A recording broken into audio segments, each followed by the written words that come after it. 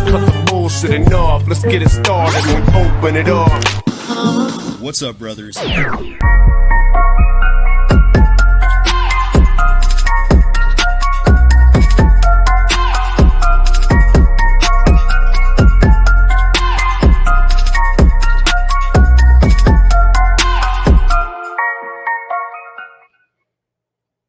Greetings, boyos. What's up, brothers? Hope everybody is doing well out there. So in the past, I've made some videos about choosing signals and my stance on cold approach versus choosing signals. And I get a lot of flack. You know, I get a lot of people that either challenge my beliefs or they want to know more. So I figured we would open up a dialogue and go live so we could interact with one another on this subject. I think the term choosing signals was originally created by alpha male strategies, if I'm not mistaken. Before alpha male strategies, we called them indicators of interest, but I think he came along and changed that terminology.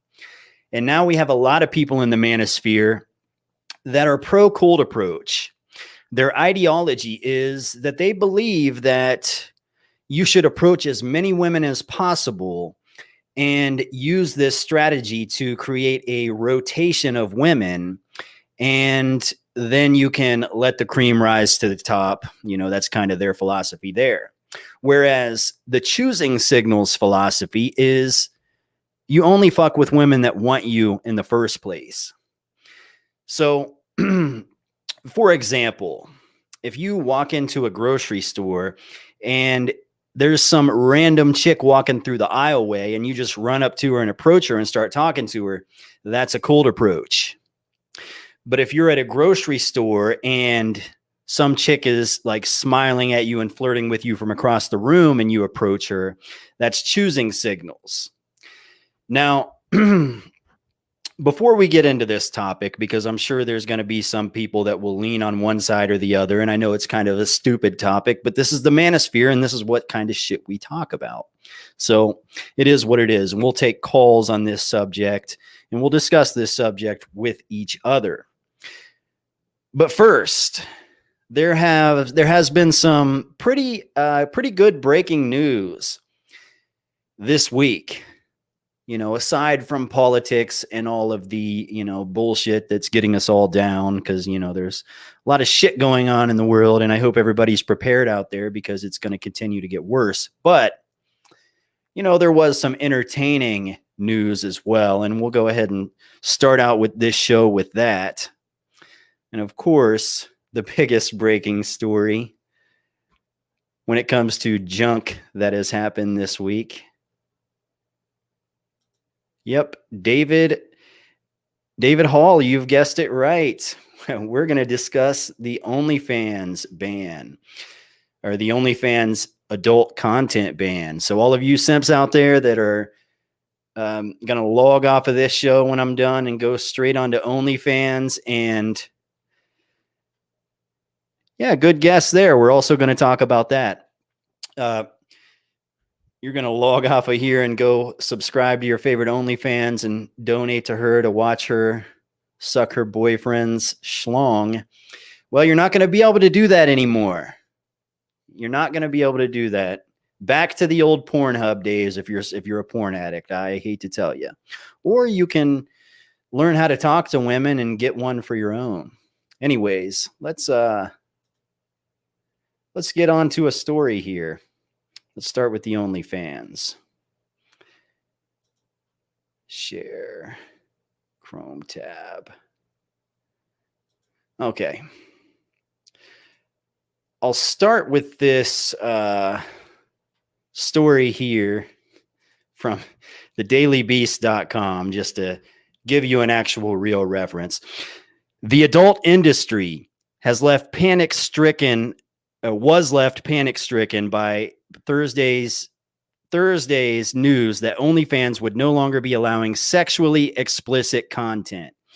As the news spread across the internet, Confusion and fear were met with misinformation and anger. Content creators immediately took to Twitter in hopes of finding answers or details about the upcoming changes beyond the headlines.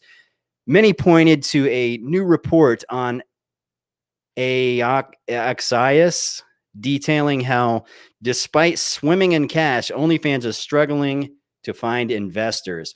So that's all we need to know there. Basically, what's going on there is they are they're struggling to find banks that want to invest in them, and any website that's unable to find sponsors is going to fail. They're going to disappear.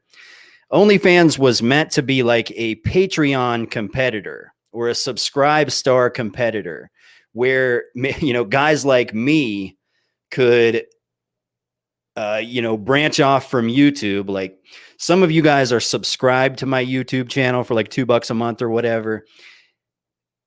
OnlyFans was meant to be a competitor for that sort of a deal. So you can subscribe to your favorite content creators, but for whatever reason, maybe it was because so many girls were getting kicked off of Twitch for, just basically showing cleavage and not really doing anything.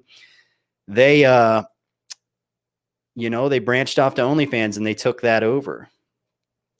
But it's surprising that they did it to just OnlyFans and not Subscribe Star or Patreon or anything like that. So I don't know. But anyways, let's go on to Twitter and see what they're talking about on there. So this is Mary Moody. Miss Mary Moody is her name. So, good looking girl, right? Any heterosexual male would smash 3 times in the same day. Here she is with some of her not so good looking friends, and a good looking friend there. Anyways, here's what she has to say about the issue. Fuck MasterCard. Their anti-sex work policies are a human rights violation that will kill sex workers, and all they care to do is cover their ass with bullshit. So it's interesting that these girls are fighting back. They feel like they've been disenfranchised. Well, step in my shoes for a second, or any YouTube content creator in the manosphere, where we're constantly getting demonetized, we're constantly worried about getting our channels deleted and, all that crap. It just happens. It just happens. But OnlyFans is no longer going to allow explicit adult content. So that's going to be an interesting change.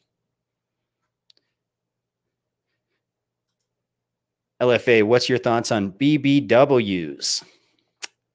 If they carry it well, then, who cares? Okay, now, first of all, whether it's BBWs, ugly girls, older women, single moms, whatever, whatever it is that you think is lowering a woman's sexual market value based on your taste, your preferences. Have you ever met a woman and you've just decided, you haven't decided that you want to fuck her?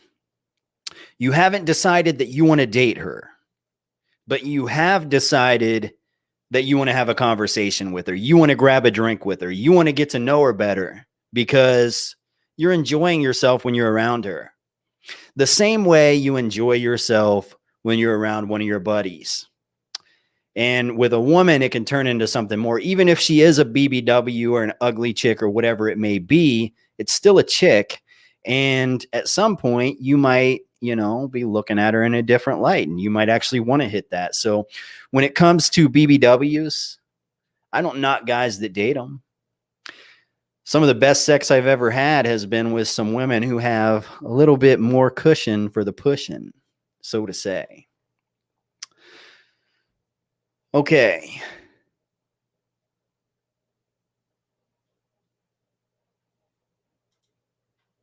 Wake up, dude. You falling too. What am I falling from?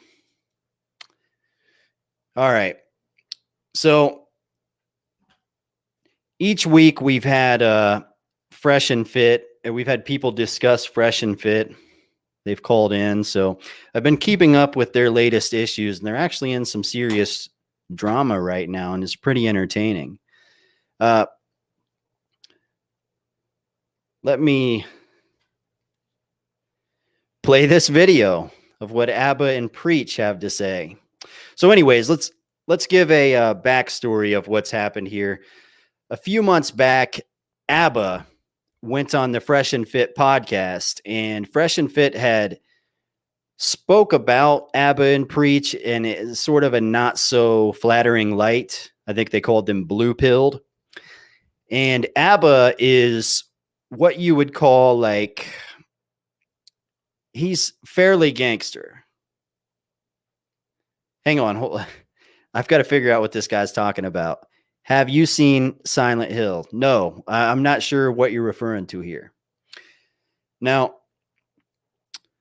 anyways,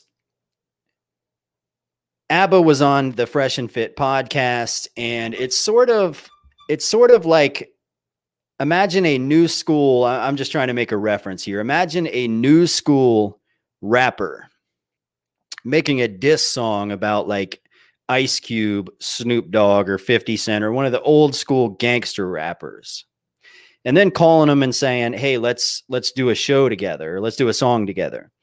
And then when they get in the studio, of course, they're going to get called out because these guys are, old school gangsters. And that's kind of what ABBA is like. So when he went on the Fresh and Fit podcast, the first thing he did on there was basically put him on the spot. He said, wait, didn't you guys call me blue-pilled? And anyways, it turned into a big beef. And this is where we're at. We're going to play the latest and greatest from this story. Let's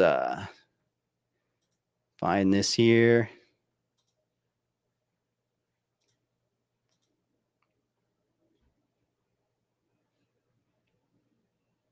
Today's topic, the boys over at Fresh and Fit decided to stop screaming. Period. And posted something on their community page as an apology. Fresh and Fit, we apologize to our supporters. From this point forward, we are not going to engage in any beef. We are here to help you guys navigate women, fitness, and finances, not drama. We're going to keep giving you guys the content you subscribe for. We apologize for deviating, but we are back on track. Men already get attacked enough in the space, and we are not going to contribute to it. Best of luck to ABBA and Preach in their future endeavors. See you guys tonight for Fresh and Fit After Hours. What do you think about their apology? They apologize to their supporters. He didn't apologize to me or my wife or my country. Later that same evening. Real quick, guys, okay? Because I know this is probably on everyone's minds. We already got 6,000 plus live viewers. So thank you so much for coming in. Only 4 minutes. Yeah, seriously, within 4 minutes. So guys, we'll go talk about this real fast. On this podcast, we talk about accountability, okay? Yeah. And we are not above taking accountability. And I'm going to tell you guys right now, we made a mistake, okay? It is not cool to insult a man's country and or wife live on air. We should have kept the disagreement on the topic and not the people. Yep. Okay? Smart people discuss ideas, stupid people discuss people. And we made a mistake, all right? So with that said, we apologize, okay, for talking about his wife, his country, and making ad hominem attacks on them. They're fellow YouTubers. If we have disagreements, we're going to have disagreements, but the way we went about it was not right, okay? Yeah. So we got to hold ourselves accountable as well. And from this point forward, we're bearing the hatchet. We wish the best to ABBA and Preach. Yeah, the best, man. We're going to keep making content, giving you guys what you want, and we're going to stay away from the drama. That being said, the boxing, you got our number, hit us up on the side. You know where we're at. We're in Miami, so let's do it. Yeah. You didn't even do that. You proposed a fight, talk shit. Then when the person accepted, you're like, I'll bring $500,000. I offered you $20,000 to just show up. Okay, so first of all, Fresh and Fit are my boys. Like I know them a little bit. I mean, not really. Like we don't fucking hang out on a regular basis, but I've spoke to them a lot more than I've spoke to ABBA and Preach, which is never. So I consider myself to be, I consider them to be teammates of mine. Like in the manosphere, I have people that I would like go against. And then there's people that I think would be on my side. So I would definitely consider Fresh and Fit to be like, teammates of mine. So I want to root for them, but I think they may have made a little bit of a mistake here, which I think they'll bounce back from. But anyways, they basically challenged them to boxing matches, or so I think Fresh challenged or I think Myron challenged him to a boxing match. I can't remember. Maybe they both did, but they accepted. And now it doesn't look like it's going to happen. So, it's not a good look for them, definitely. I think they should definitely look in, or at least think about finishing that. Well, win or lose, you were going to get paid. Hand you the check beforehand, and you still cowered out talking about, no, we need to get promoters and all. These guys think everything's about money. It's not about money. And I'm going to say this to you guys. I don't play with violence. That's why you've never heard me and Preach come on here and say we would fight some people. You've never heard me and Preach go here, we would start some stuff. Because where we come from, we understand that's a real thing. You don't play with violence. You don't threaten violence. You don't encourage it. It's not something you take willy-nilly. Because do it with the wrong people, and you'll get called for it. Y'all were the ones talking crazy about, I'll box any of these guys. I'll do it. And I'll beat both y'all niggas up too. If you really want to talk about that, you guys want to fucking box? I'll box both you motherfuckers too. Fuck out of here, man. You guys were the one talking crazy. And that's how I know you guys are soft. You talked all that craziness trying to act out. Oh, hold me back. Nobody's holding you back. Preach said he would take both of you guys because he feels some type of way. And you still got nothing to say. Hey, and Preach, I guarantee your wife is probably ugly. I said it.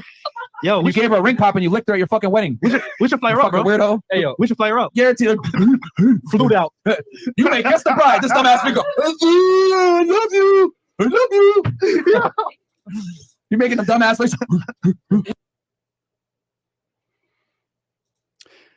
Okay. See, that's why I will never, a lot of these dating coaches and a lot of these people talk about, they put a lot of emphasis on showing receipts is what they call it, which basically means showing the world the women that you're sleeping with. I will never in my life put people that are close to me on my YouTube unless it's in a positive manner and they are 100% willing and strong enough to deal with all of the hate that we get, because the majority of women out there just aren't built to take on people calling them fat, people calling them trannies, people calling them like all these different names. Look at Modern Life Dating, Anthony Johnson or John Anthony Lifestyle, Ryan Stone, Rollo Tomasi, all of their daughters, their wives, their girlfriends being put on the internet and being called all these names. Why would you put them in that? Like that's such a shitty move. But anyways, Myron Gaines called out Preach's wife, called her like a fat whatever. Not a good look. I mean, I know I talk a lot of trash about women on here, but here's how it goes.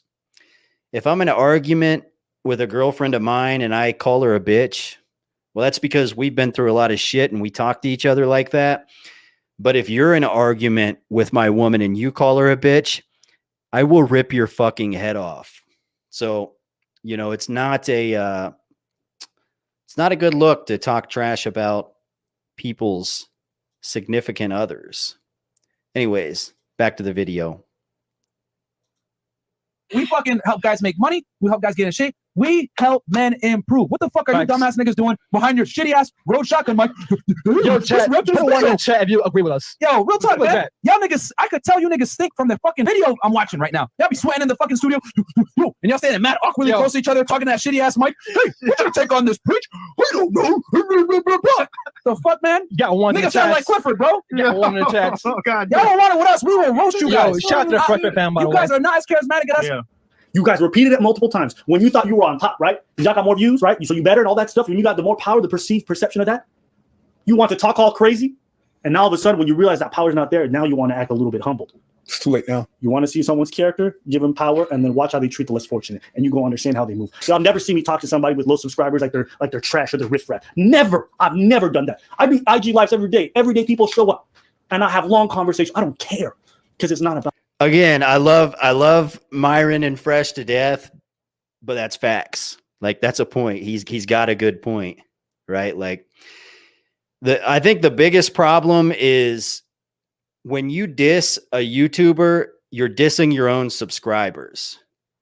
Like Myron and Fresh are basically they help guys get better in life, right? They help guys build up their Instagrams. That's like a big thing about what they do. They help guys get more girls through social media. And then for them to take a shot at guys with 1 million subscribers and be like, you guys are trash because you're not getting enough views. That's not a good business move. It's not good marketing. Doesn't mean they won't bounce back, but because I have faith in them and I think they will bounce back. But I'm just saying, objectively looking at the situation, it's not a good look. All right, let's keep going. About that. But these guys, you see what they're about. And now they want to charge $2,000 for courses, meet and greets, all this other nonsense while they're lying and faking their whole lifestyle. Nah, I got people in my DMs, other creators that maybe we handle this behind. Why would I handle it behind the scenes? You think I want to have a one-on-one conversation with somebody who doesn't believe in the things that they're saying? You were loud about it. Why do I have to be private? You were loud about this, all of this. You were loud about me. You were loud about my wife. You were loud about my country. You were loud about boxing. I didn't bring this. You did. You were loud about it. You handle it in public? Why would I do it in private? There Why? You go. There you go. Brought that. There you go. When you open your mouth. Go ahead. When you open your mouth, there's consequence to open your mouth like that. That's what real men do. What did you say? You said I was 40? Exactly. Back in my day, you could open with that. You could open your mouth like that and say stuff like that to people because it might happen. You can't do that. In prison, you can't talk shit like that. If you talk shit about the guard, they're going to ask you to do something about it. Now you were extra loud. Extra loud. You want to talk loud and be extra? Be real about it. There's always going to be a motherfucker that's going to be realer than you. Always. Know that. You want to do this? I was right here. I'm still here. You know what they say? See, that's definitely facts. I don't think we need to play any more of that video. I think we can get back on with the normal programming. I think you guys get the idea, but you can go over there and check that out if you're interested in knowing more.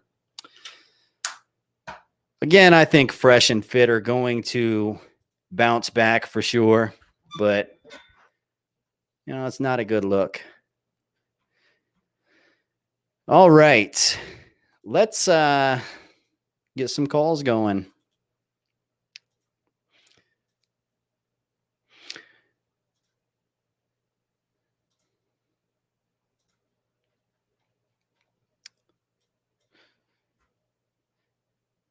Make a cigarette. Max Kuckerman. Choosing signals makes the girl nervous if you act upon the signals, while cold approach surprises them and makes them put up their guards. That could be true. That could be true. All right, let's I thought I already posted this, but I guess I did not.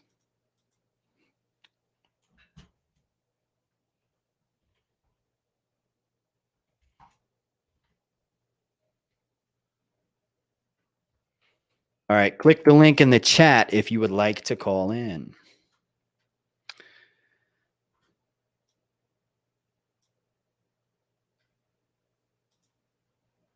Is Castlemint in the chat?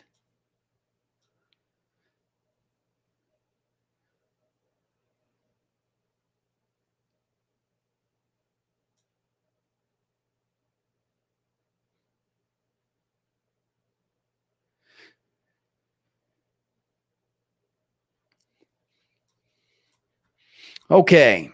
So anyways, my stance on the whole deal, I'll go ahead and open up by giving my opinion on the deal. So if I walk into a grocery store and a woman is smiling at me, giving me looks, she's being flirty, and I'm feeling her vibe. That's probably the biggest deal. I'm feeling her vibe. What's up, Dreadman? Then I'm going to approach her. Now, she gave me a choosing signal, and I'm approaching her. If I walk in the grocery store and that same girl isn't giving me a look, she isn't flirting with me, and she's not giving me that vibe, I'm not going to approach her. I'm not in an absolute complete scarcity mindset. I'm not so desperate that I think I have to approach every single woman. The women that I approach are the ones that I'm feeling. And that's the bottom line. That's why, for me, choosing signals are always going to be the way to go. A cold approach is approaching a woman who isn't giving you any sort of vibes. any sort of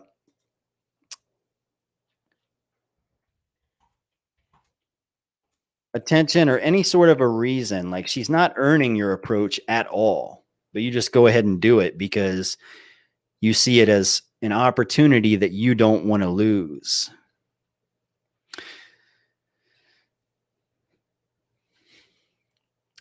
All right. Sometimes I'm not sure what's going on, but there is only 55 people on here. That's unreal.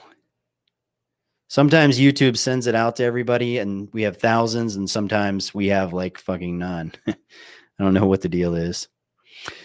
All right. Some girls won't give you vibes, eye contact, etc., but will put her body in position to be approached. This is her. Yeah, but that's a choosing signal. You're right. That's how shy girls put out choosing signals, but you can still see it. You know, if you're a guy that's aware of what's going on, you'll still see it. All righty. We've got our first caller. William, what's up, brother?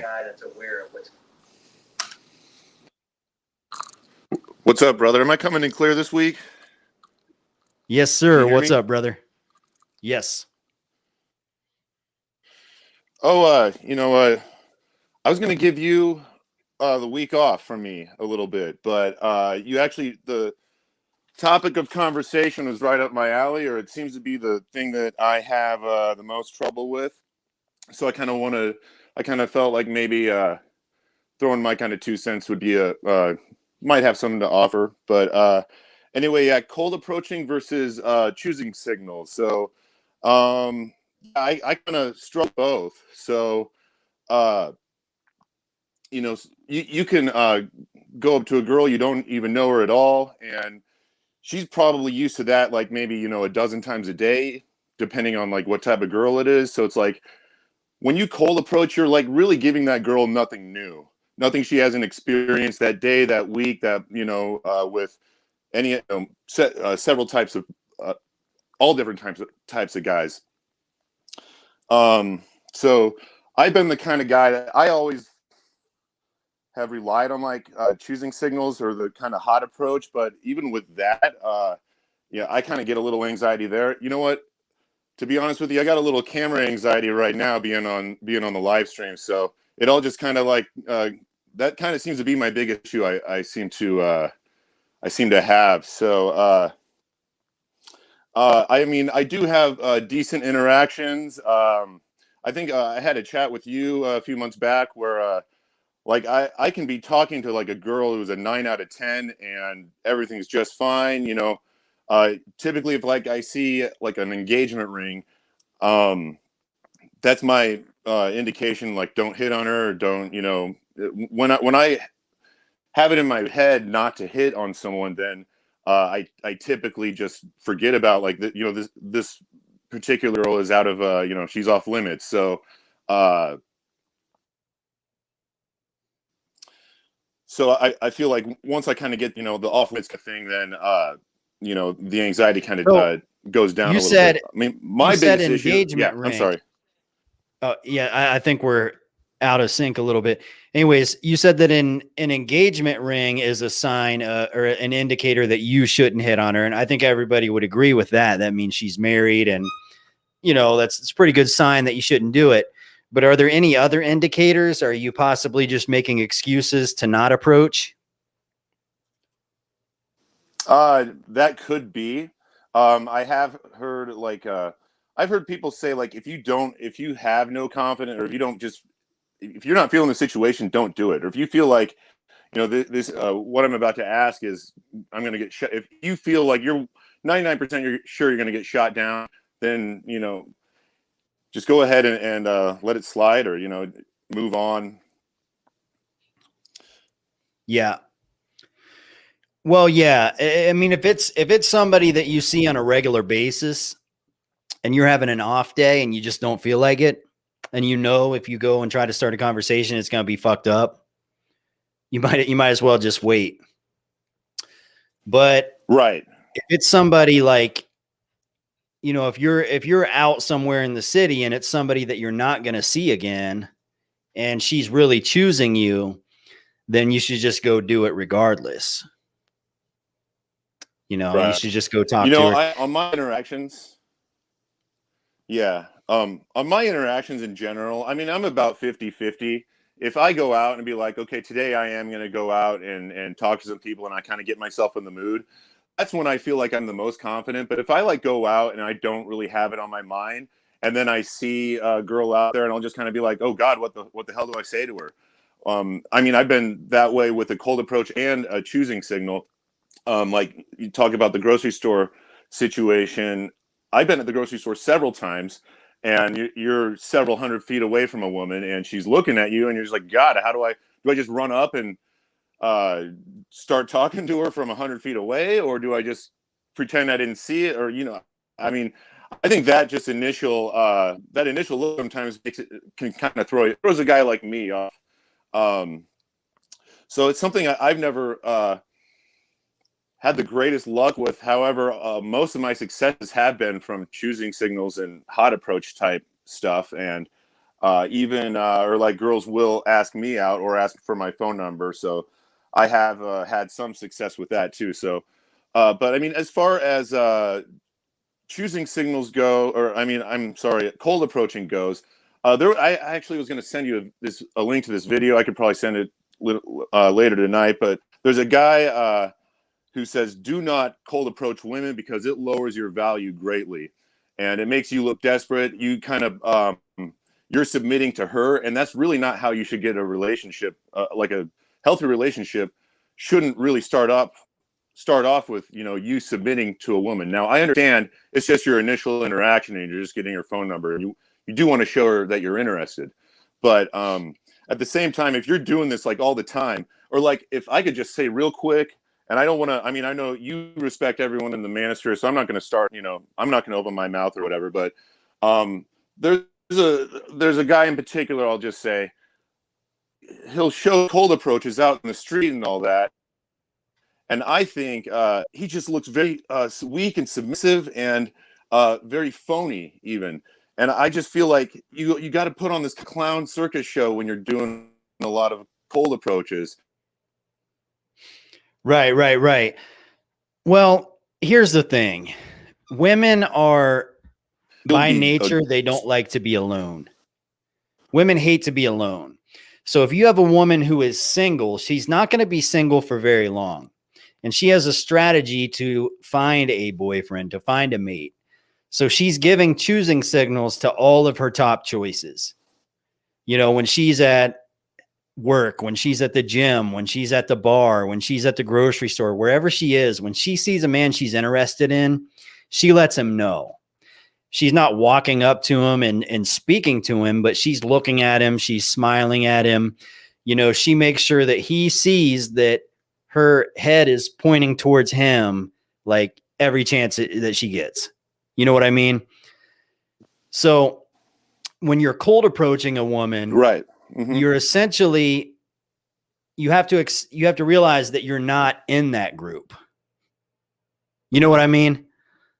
Like if you're not getting the choosing signals, you're not at that level where she sees you as a guy that she wants to be with. You're a ghost. So there could be 10 guys in the room. She's giving choosing signals to 2 of them. If you cold approach, that means you're not one of those 2. If you're getting choosing signals, you are one of those 2, and you've got it in the bag already. So, right. I mean, that's basically what it comes down to. But in your case, so whether you're getting choosing signals or not, your biggest issue is just a social anxiety. So even if you're getting the choosing signals, you have a hard time going up and speaking to her, right?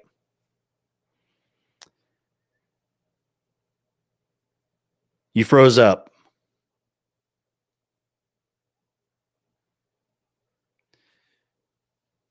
You froze up. 3, 2, 1. All right, call back. We're going to have to move on to the next one. Dreadman, what's up, brother? Hey, what's going on, Brody? How you feeling tonight, man? Doing great, man. Good to see you again. Yeah, same here.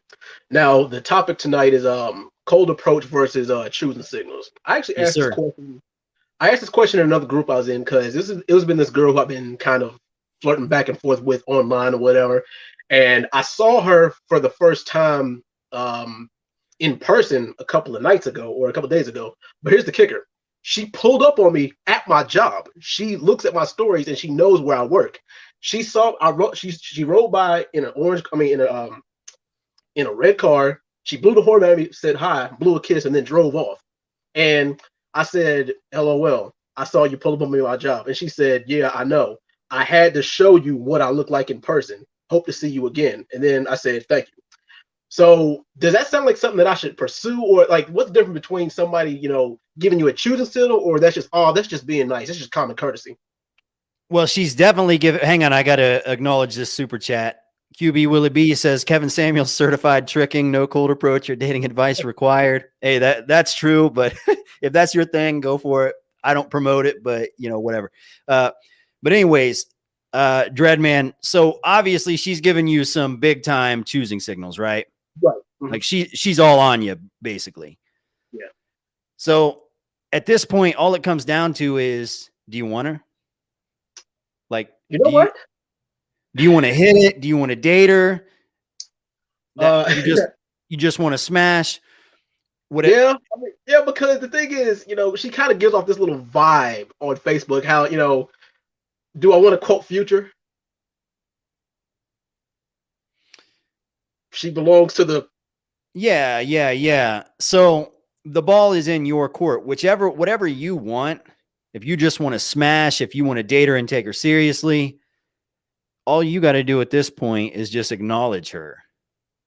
Right. Acknowledge that she's on you, get what you want. And then if you want to move along, you move along.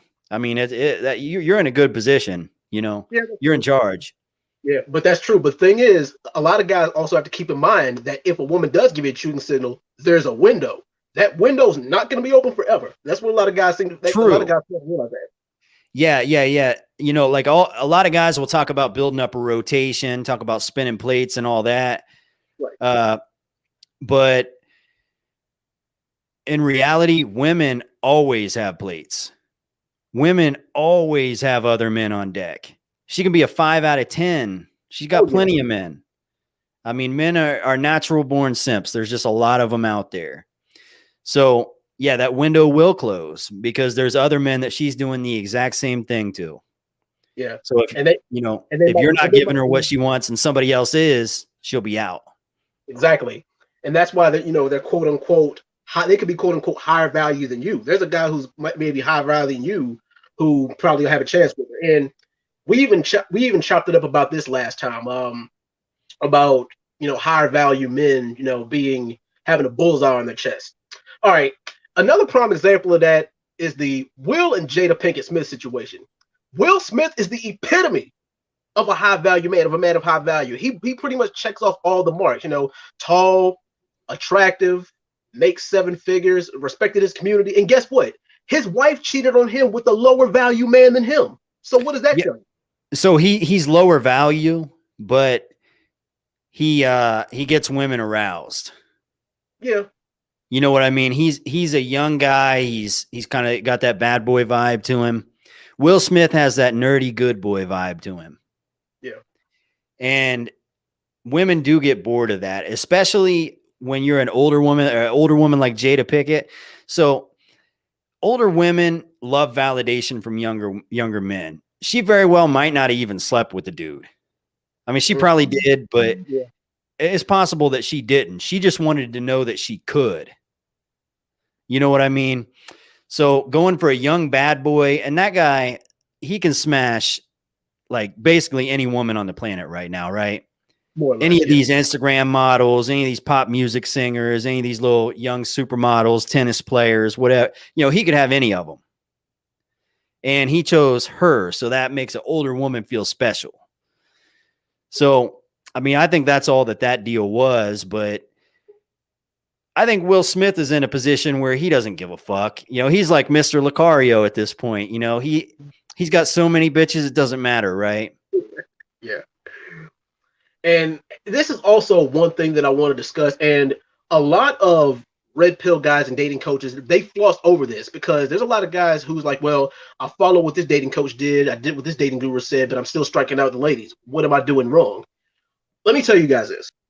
No matter what you look like, no matter what kind of shape you in, no matter what's in your bank account, in your pockets, what kind of car you drive, etc., etc., you will eventually fail. You will strike out sooner or later. Some guys strike out more than others, but still, you're going to strike out sometime. I mean, because one, nobody's perfect, and two, you're not everybody's type. There's no man on this earth who literally bats 1,000 every time he goes talking up a chick. It just doesn't work like that. And the thing is that a lot of guys see a guy pick up a chick and make it look so easy, and then they're wondering why they can't do the same thing. You have no idea how many times that guy got rejected before he landed that one chick. And a lot of guys are like, well, a lot of guys are ready to hang themselves and shoot themselves if they get rejected once. The guy you see in the club who got 5 chicks, I bet you he got rejected 30 times before he got those 5. Probably, or he only went with the bitches that wanted him to begin with. Oh, true. You know, I mean, so what you're going with that ideology there is the cold approach ideology. So if you are cold approaching, you got to expect to fail. Right. You know, some of them are going to work out, some of them aren't. But when you're going with choosing signals, this is the only reason why I'm pro choosing signals, and I'm not really all about the, cold approach in high numbers of women and all that shit. I got to feel a vibe. I just have to. Like, I don't care how bad the bitch is. If I'm not feeling her vibe, I'm not into her. So she's got to put some type of effort in to make me want to approach her. She can't just stand there and look good. Unfortunately, I mean, that's just the way that it is. Now, I understand there are some guys, like if you're in Miami or Las Vegas or somewhere like that, and you don't know any of these women, none of them are going to give you choosing signal because they're looking for the biggest baller they can find. Right. They want to cruise out in a Lamborghini and go to a party in a penthouse and, ride speedboats and shit like that, whatever. But, in a situation like that, you have to cold approach and you have to be high value. Definitely. But in your normal, average, everyday life, I mean, I think you should fuck with women that actually like you. That's just my opinion on the deal. Yeah, definitely. I mean, you couldn't be more right about that. And just one last thing in closing. And a lot of the times is sometimes when you cold approach, a lot of the times it does have a lot to do with the environment and the setting you're in. Like a lot of guys advise against picking up chicks at the club. I mean, I strike out more often than not when I go to the club. I'll probably be successful like 1 out of every 5 times I go to the club. And that's, I mean, like if I just play the numbers game, like if I ask out 30 chicks, I'll probably get like 3 or 4 numbers. That's a regular night. I mean, if I have a good night, I'll probably get about 10 numbers, but still, like a lot of it does have to do with environment. Like, I mean, you bump into a chick at Walmart or just on the street or whatever, you might have better luck. And you want to know why? Because the competition is less fierce. If you're at the club, guess what? You're surrounded by a whole bunch of other guys who all got the same thing on their mind. Yeah, for sure. For sure. Yeah, I mean, so in that situation, you do have to have some game. If you're gonna cold approach, it does require some game. I mean, I'll give that. I'll definitely give the cold approach side, some points on that. And if you have game, you can be successful at cold approach. But I still say, fuck with women that want you. All right, LFA. Thank you for letting me chop it up with you, brother. I appreciate it. Yeah, thanks for coming on, buddy. No problem. See you. See ya. QB Willie B, what's up, brother? What's good, LFA? Can you hear me doing, okay? Man? Huh? Can you hear me okay? Yeah, you're coming in fine. Okay. All right, well, I appreciate being on your show. Obviously, I kind of feel like there's been a lot of attacks after what happened with Fresh and Fit. Terms is, dating coaches and dating advice. And now I'm going to be honest, Kevin Samuels is saying, hey, if you're a high value man, Don't waste your time with PUA and picking up. Just go hire an escort. So, what's kind of your how do you feel about that? Because now I feel a lot of guys are going to start referencing Kevin Right. Samuels, So and they're going to look up to Kevin Samuels and yeah, say, "Hey, yeah, I'd rather he's take that approach." Kevin Samuels has a voice of authority in the manosphere, like just as Right, big as anybody. Like probably at this point bigger than just about any. Probably bigger than Rolos. You know, he's up. He's like right now the king of the YouTube manosphere. I would say, right? right, And I mean, nobody else is really even close at this point. But what he's saying is, if you're just strictly seeking out pleasure, right? You know, you just want to get a nut. You're down in Brazil, you're in Cancun, you're in Las Vegas, LA, Miami, wherever on a business trip, you're making your money, you're a high value man, and you want to get a nut. Yeah. Who has time to go to a fucking nightclub and cold approach 50 women or something like that? That's a high value man doesn't have time to do that. So I understand in that situation, because you bet your ass every NBA basketball player, every high profile rock star, rapper, movie star, when they're in different cities every night, they're not cold approaching women at the clubs. right, They're going on the internet and they're finding their favorite porn stars. They're paying her a couple $1,000s and they're hitting it. That's a reality for high value men. But there's a whole different area. Some people don't just want to smash. Like some people want a relationship. You can't get a relationship from an escort. So if you're somebody that's completely checked out and you're saying, all I want is just to get my nut, that, you know, of course, you know, buying an escort, you're getting a professional. She's going to do whatever you tell her to do. She's a 10 out of 10. And she knows what she's doing. You know, teeth ain't touching your dick when she's sucking it. You know, she's a professional. So I get that side. But most of these guys, most of these like normal, average, everyday guys are looking for a girlfriend. You know what I mean? They're looking for the girlfriend, but they're struggling to meet a girl, period. And they True. may never get a girlfriend. And we got to True. be honest with a lot of these incels. They, unfortunately, especially if they have some type of social disorder, that can't be fixed, and they may not get a girlfriend. So if they can't get a girlfriend, I honestly think this is probably their best solution. So you're somebody who you've been an advocate for escorts since long before Kevin P2P, Samuels came yes. around, long before ABBA and Preach and Fresh and Fit. You've always been about that. So coming from a guy that's into that lifestyle, what's it feel like afterwards? Like after you, let's say you drop $500, you get a 10 out of 10 down there in, you know, Brazil and Mexico. They have some of the most beautiful women in the world, right? Right. So you buy one of them for a night. Afterwards, you just feel fine about it, or like what's the feeling afterwards? Right.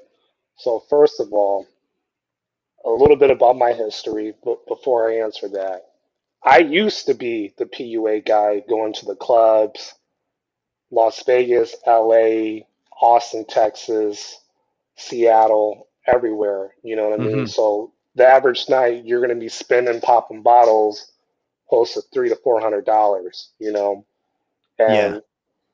and most of the time, if I'm not taking something down, then it's a number, and then you got to go through the whole dating process from there. But going to somewhere where everything is legal, like Mexico, the most you're going to spend is 100, not 500, but 100. And if the girl likes you, see, this is how brutal the black pill is. If the woman likes you, she'll say, hey, next time you pay whatever you think is fair, or for this amount, I'll do an overnight with you. So even if you're struggling with women because of your looks, even when you go to the P2P side, you still may not get that treatment based on her attraction, because we all know attraction is not a choice. So I Right. tell guys, look, don't get caught up in that fantasy. It's available. And if you want something long term, yeah, you can get it in another country, but you may have to move a different way. You know, you may have to become friends with the locals. You may have to do a prior order or something like that. But for me, the experience has been great, and it's cheaper than the average date in California, which is $250. Mm-hmm. So basically, what you're saying is like a solution for the MGTOWs and incels, though. So strictly for a Right, MGTOW or an incel, right. but you're also kind of implying that most pickup artists are incels and they don't know it. Like they're only doing PUA because they're already fucked.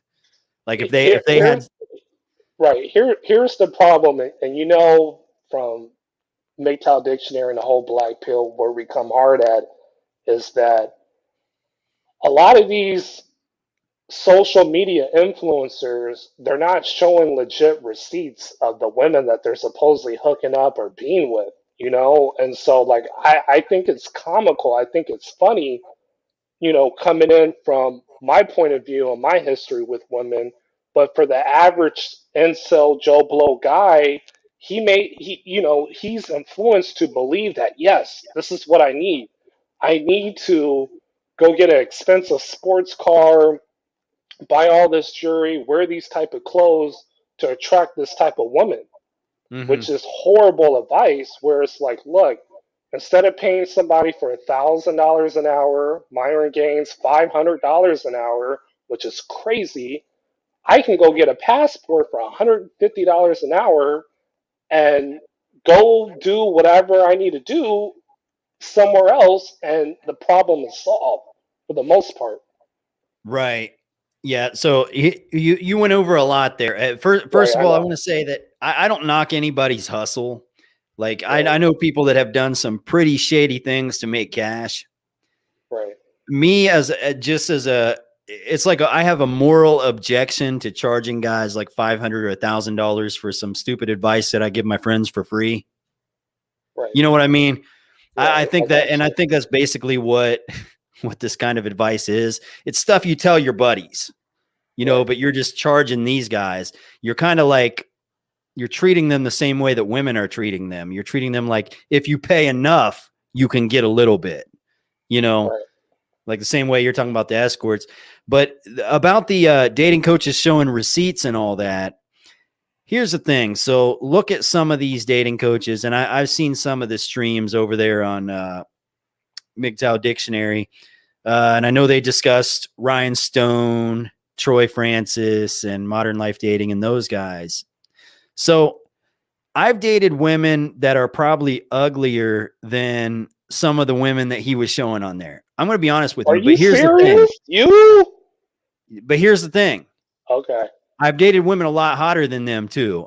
Don't okay. get me wrong. I believe But that. I believe that.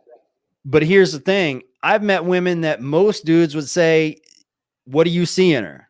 But we're vibing. She's cool. We have a conversation. We, you know, for whatever reason, I'm just like into her.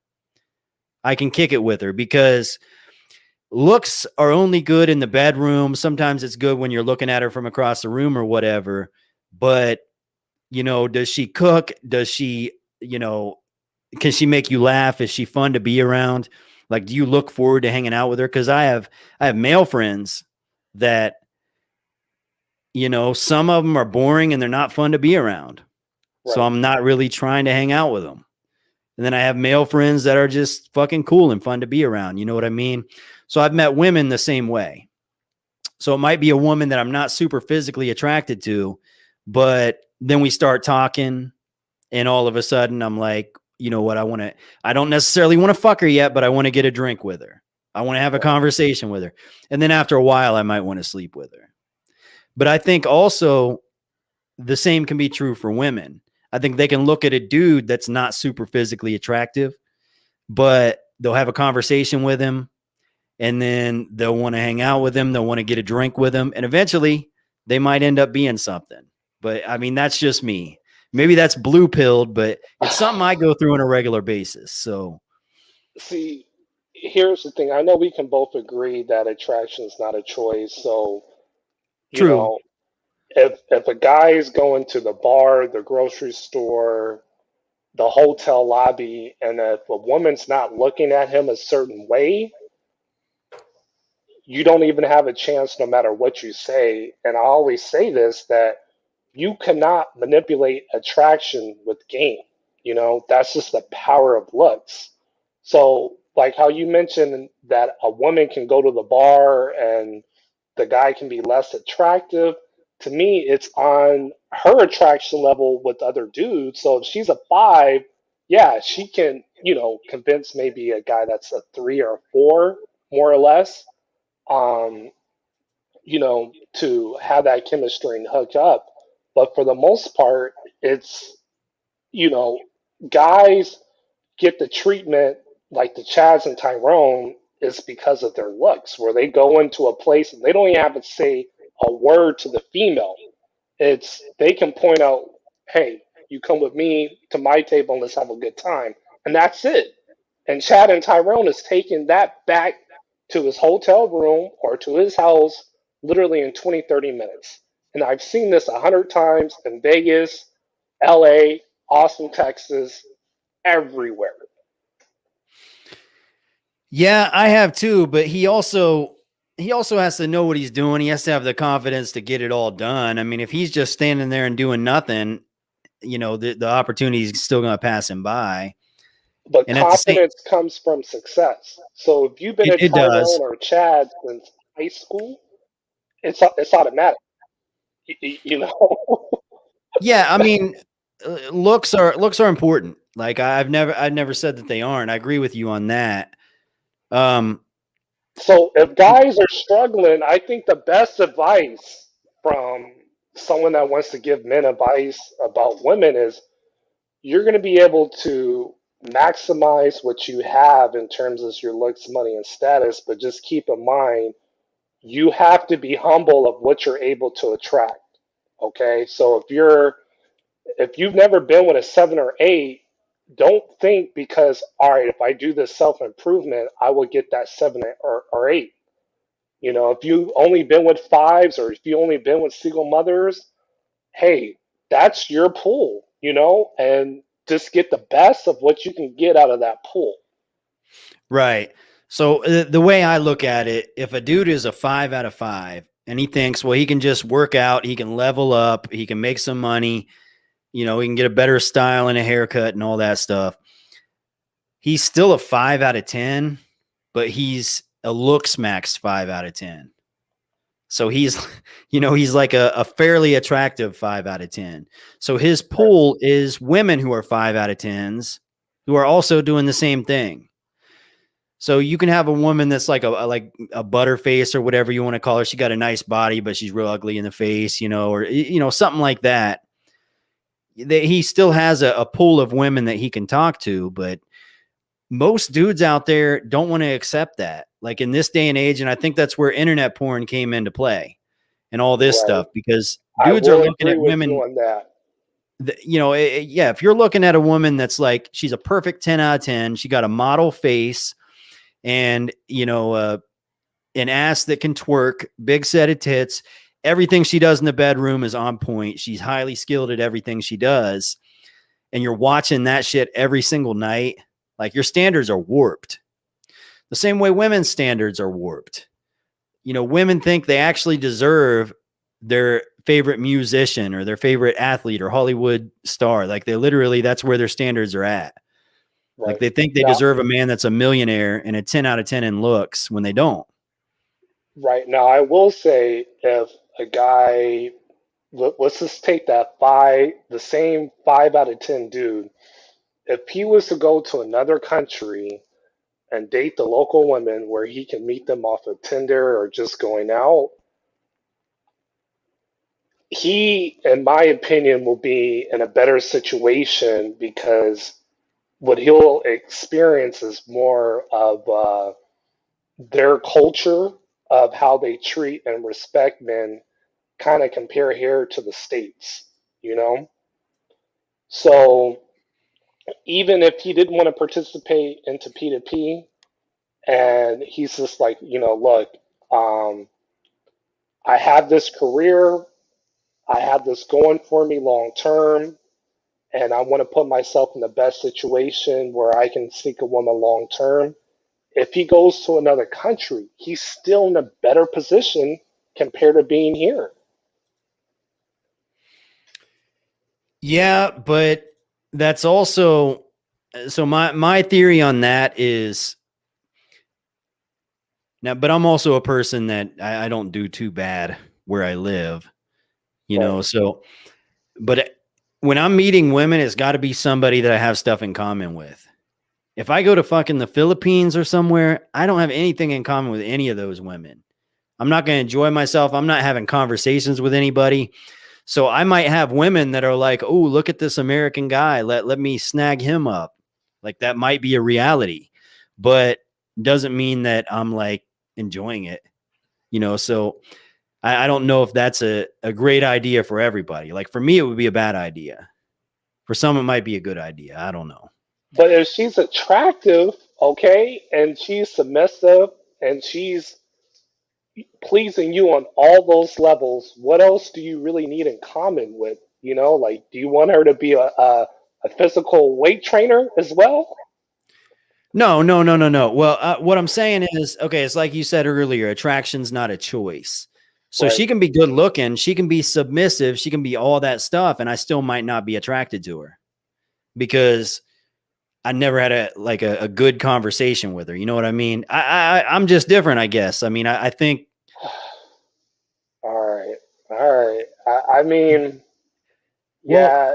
Well, let me put it like this. So there is, okay, sex was really fun for me in like high school, like college age. Like I was experimenting.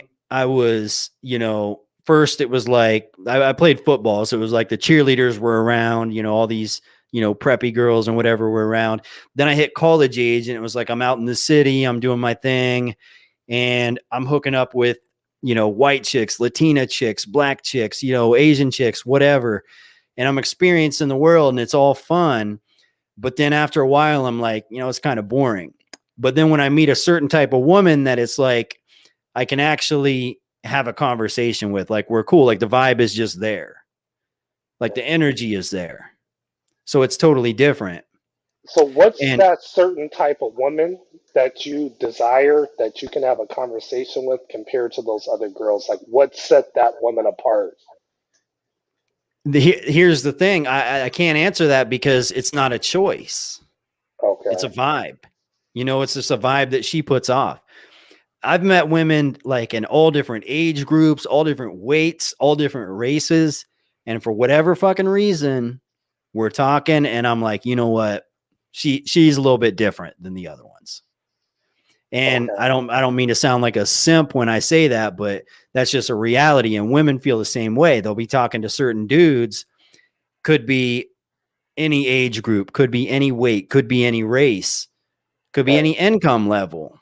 And she might be thinking in her head, like, this dude just moves differently. He talks differently, you know, and she's just feeling his vibe. So I think it goes both ways. But let's be honest, you're able to select because you have those options. A lot of people that come to these spaces, they don't have those options. True. They can't choose like that, you know? When they see a guy like you, they're like, yo, I want to be just like this guy. This is my hero, you know? But in reality, it's like, okay, you can listen. I can tell you to do certain things, but there's still limitations, unfortunately. So you got to take what you can get. Right. With women, there are limitations. There definitely are limitations. But here's the thing. So if the advice I'm giving somebody is lift weights, hit the gym, eat right, pick up a side hustle, make some money, get out there and be social, do things you like to do, get out there and enjoy your life, talk to women when you want to talk to them.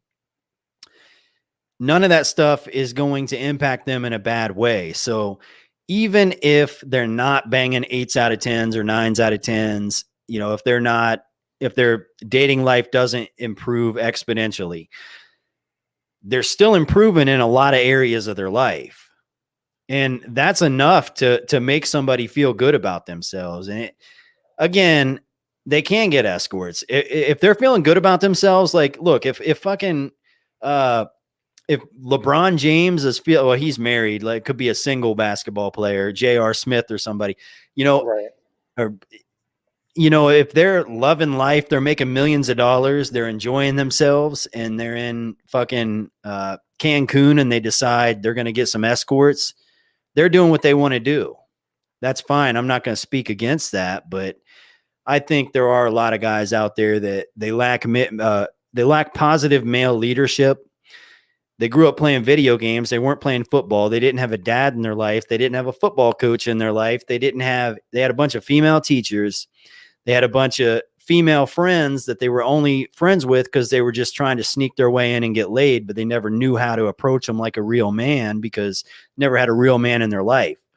So I think there's a lot of guys out there that just getting their head out of a woman's ass and stop putting themselves in that friend zone category and getting out there and doing masculine things. I think their lives can change around a little bit. Again, not all of them are going to make it when it comes to women, not all of them. Right. But Right. a lot of them can. You have a lot of guys that have all that, like you just mentioned. They got the car, they got the house, they got the job, and they're still struggling. Okay. And it's probably because most of those guys, when you reach that level of independence as a man and a um, you know, high weight, high level job, more or less, it's probably because the key missing piece you're missing is the looks. So now it's accepting reality for what it is, and it's, hey, I may have to really consider this traveling and maybe exploring something different than compared to trying to continue to attract women here if it's not happening. And I have all of these attributes like you just mentioned. Yeah, I mean, I do agree with that.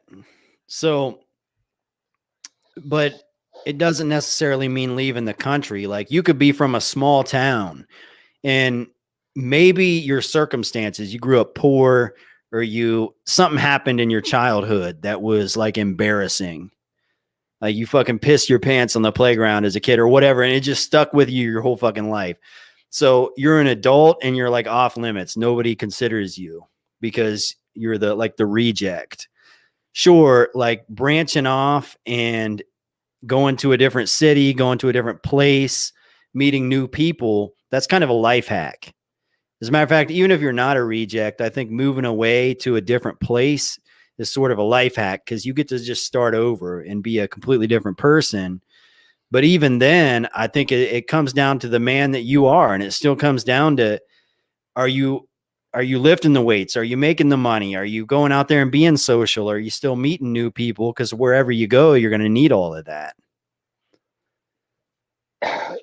Yeah, but I see it as more as another opportunity and another alternative. So it's like somebody going to, let's just say, McDonald's, and you got Chipotle across the street, and you've heard that, hey, this restaurant has better serving food, better ingredients, and all you need to get there is just the passport to go right across the street. And I feel that guys that are coming up short are not getting the women that they desire here. They can get it in another country. And if that experience going out, going across the street to the restaurant, and the food didn't taste great, then you just come back here and deal what you have to do here. But at least you can say, you know what, I experienced that. You know what, I experienced the high end escort, and wow, that was better than going out on 5 dates with a 5.5 and getting nothing. So True. I think guys still need to say, look, let me just experience this, even though I may not be for it, just to see what it's about. And then if it's not my thing, then hey, I can go back to whatever else I was trying to do. Yeah, but when you sleep with an escort, don't you get post nut clarity afterwards? Isn't there like afterwards? Aren't you like? Because even for me, I can sleep with a woman. She could be like a most guys would say like an 8 or a 9 out of 10 or whatever. You know, a hot chick in normal life that most guys would want to sleep with. If it's a woman that I'm not really that interested in, and I'm just like, you know, going through a dry spell or whatever, so I hook up with her, then afterwards I'm like, I'm not impressed. Like I don't feel good about myself afterwards. I'm kind of like, you know, what did I just waste my time doing?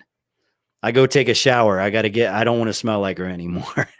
You know what I mean? And I think if I got with an escort, it would be the same exact way. Like I think if I bought an escort afterwards, I would be like, fuck, what? I just wasted my money. What was I doing? Now I got to get back to my normal life. It's that post nut clarity. You know what I mean? Like that doesn't come into play. Well, for me, no, because it's like you pay for what you get and you get the results that you want, is that sexual encounter. So afterwards, you know that that's always still available and you just move on with life. Like now, you know that you have access to this 24/7. So you can continue to self improve. You don't have to worry about the maintenance of a woman. Now, granted, Yeah. I prefer to be single by choice, and that's the way I like to move. I feel dating here is just if you're not being with the girl literally the first or second time, like you're wasting your time. Yeah. Um, so I don't really experience that post nut clarity because it's like, yo, I can still get her number and hit her up again. And instead of going out on a date with a 7 or 8, just to hope, okay, that's already automatic for 1/3 of the price. Yeah. So here's how I'm viewing it. Hmm. Like as I was saying earlier, like I said, I've been with some women that aren't that good looking. I've been with older women. I've been with single moms, whatever, like Right now, BBWs, time out, whatever. LFA. I gotta be honest here. You look like a guy that has standards. So how did you hook up with a girl that's less Yeah, attractive? I'm about to get to that. I'm about to get to that. Okay. So again, if it's somebody that I'm feeling, like I'm really feeling her vibe. So she can be let's say she's a 5 out of 10. She's not very good looking, Right. but I'm feeling her vibe. I smash. And after that post nut clarity, I'm still like, she can be laying right next to me and I'm okay with it.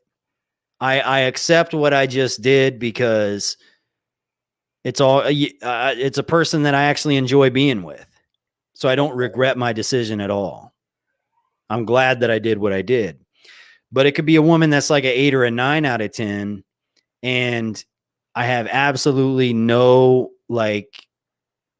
just no interest in being with her. But she's hot, so I want to sleep with her. So I sleep with her, and afterwards I get that post nut clarity, and I'm like, shit, I got to get this bitch out of my house. I'm coming up with a plan like, oh shit, my sister got a DUI. I got to go pick her up. You're going to have to go. Like I'm making up bullshit, just to get her out. Whereas the other chick that she might not be as physically attractive, but I'm into her. Like, so I don't want her to go.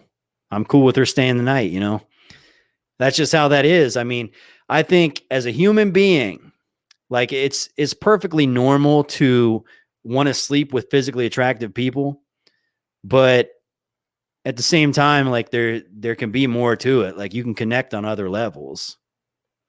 Well, to respond to that, on the P2P side, if she finds you attractive, you can connect with her on those levels that you just mentioned, where she may not want to leave, she wants to see you again, um, and she may want to have something serious with you, but you already know that, hey, you met this girl by doing this, so you're not going to take her serious like that. So if guys want what you want, which is, the girlfriend experience afterwards, well, again, they can have that with the non-pro, aka local chick in that country, and have that type of experience. if they're struggling to meet local average looking women here in the States. Yeah. So again, it's going to the buffet with several options versus there's only one thing on the menu. Well, actually, there's a few things on the American menu. You got your feminists, you got your single moms, you got your women in debt, you got women that are, I'm missing one, women that are overweight, or the combination of the four that I just mentioned. So those are your Yeah. choices here in the States. So which one do you want to choose? If you're not a Chad and Tyrone that are hooking up with girls in their young to mid 20s with no kids, you got to choose between the five that I just mentioned. And I say they all suck, all of them, no matter how good they look, besides the one night stand. So you think that if a guy's like a 4 or a 5 out of 10, you think there's absolutely no options, like they have to be a single mom or a feminist or something like that. You don't think women that are like 4 out of 10s, like, and there's some women that are 4 out of 10, but they're like, they have like something cute about them. And if you're a dude that's a 4 out of 10, you might look at her and be like, I'll give her a try. I think if guys can Let's be find honest. their equals. When has a guy ever said, you know what, that girl is ugly, but she is really, really cool to be around with? I mean, she's ugly, but man, she is just a cool chick. I mean, that is just extremely rare, you know. It is. I've done it. I don't give a fuck. Like, because here's the thing. And you look at, there's a lot of people like that. If you look at, there's a lot of people that married their high school sweethearts, like a Snoop Doggy Dogg or something. His wife was probably the ugliest woman he's ever slept with. And he's probably slept with literally 10,000 women in his life. Right. And his wife's probably the ugliest one, literally, because he married her. She was his high school sweetheart. And since then, all he slept with is models, right? Because of his status. That's the only women when he's on tour. He's not fucking with, the single moms, the feminists, any of those women. He's fucking models, but he's still married to a woman that's like a 5 out of 10. And you see that a lot. Well, I think in his situation is, I'm going to presume that she's pretty much the only guy that she's been with was with Snoop, and they have children. So in essence, she's really, really pure. She hasn't been with other dudes. So yeah, you will want to stick with that since high school because you know this. You know that I'm the only one that's been up in here. She's the mother of my children. She's married. She's, submissive and all those good attributes. But you understand this is the hookup culture here in America. It is. You're not going to find a virgin. Menu you got to choose from. And I'm saying, look, you ain't got to choose from this menu. You can get Flame Mastros. You can get the Flame and Lobster. The reason why men want pure women, it's not because no man's been inside of them. It's because they're still genuine. They're still down to earth. Like a woman that's still innocent, so to say, she hadn't been corrupted by the world. She's still a woman that you can, I guess, you can still influence her to do the right thing. She's not a lost cause. Some women are turned out. They've been banged by the whole football team. It's over with. You're never going to get them back. Their soul's gone. So in hookup culture, you have a lot of women like that. But there are some women who, even though they've been with quite a few guys, they're still down to earth. They're still cool, and those are the type of women that men need to focus on. And that's why, back to the title of this video, like choosing, what's that? On dating long term, like even if she's not quote unquote in the hookup culture, but she's been with several dudes, like, okay, what am I really gaining, besides, I gotta be honest, besides sex and, a sandwich here and there, like, would you consider marrying that type of girl? Would you tell guys, look, you're 30, maybe 32, and this girl is 27, 28, and she's probably been with 15 guys, okay? You can consider dating her long term. Like, would you give that type of advice? And if so, like, why? So I would tell them to do whatever they want to do. Right. So, Right. because I'm going to give them the same advice I would give to myself. I'm going to tell them to do exactly what I would do. So if I meet a woman, and I'm 35 right now, so if I meet a woman who is 27, maybe I like, look, I don't know her sexual history. I didn't grow up with her. She could have been with 100 dudes. She could have been with maybe just 5. Maybe she was in a relationship for 10 years. I don't know. But I'm not really worried about all that, because I'm kind of vetting her, and I'm figuring out if she's a woman that I can be with, if we click, if she's genuine, if she's faking, and if she's cool and she passes all my tests or whatever, and I'm feeling her vibe. I don't give a fuck what everybody says. Somebody can come up to me and be like, well, she's a hoe, or she's done this, or she fucked that dude or this dude. I don't care. Because at this point, this is what I want to do. And I'm not going to let somebody else influence my decisions. I'm just not going to. I'm a grown ass man. So when I give somebody advice, I tell them the exact same thing. Like, is this what you want? And you could want a lot of different things. Maybe you just want to smash. Maybe you want a relationship. Whatever it is, go for it. Like, if the opportunity is there and you think that you're onto something, then why wouldn't you go for it? Right. Now, one more question before I got to get going, because I got to get to the gym too, man. I got to get buff like you. Got to. Everybody's got to. Right. Knowing what you know, okay, with your knowledge, and a guy like you, would you consider marrying a girl like that with these marriage laws? How brutal it is with the divorce, child support, alimony, spousal accusations. Would you still consider doing that here in the States? Because I would tell a guy, look, if you want a girl like this, still marry overseas and have that marriage in that country so you can avoid all these laws. Yeah. So I would do a church marriage, not a legal marriage. I would invite family and friends and everybody. We could get the suit and the dress and all that shit. And we could go out there. I could buy her a ring, buy myself a ring, and we can do that. But I'm not going to do it legally. The system is fucked. It's designed to screw our lives up. It's like that on purpose. It's just like, I don't want to get into all the conspiracies, but we know like drugs in the inner cities were put there for a reason. And there's a lot of stuff, right? The government has screwed a lot of people over, and the marriage laws, that's just another way that they're doing it. So if a woman, if we want to take it to that level, she's going to have to understand that we're not doing this legally. Okay. Yeah. I respect that. That. But hey, I'm gonna holler at you later. All right, bro? Okay. Thanks, brother. Thanks for coming on. All right. Bye-bye. All right.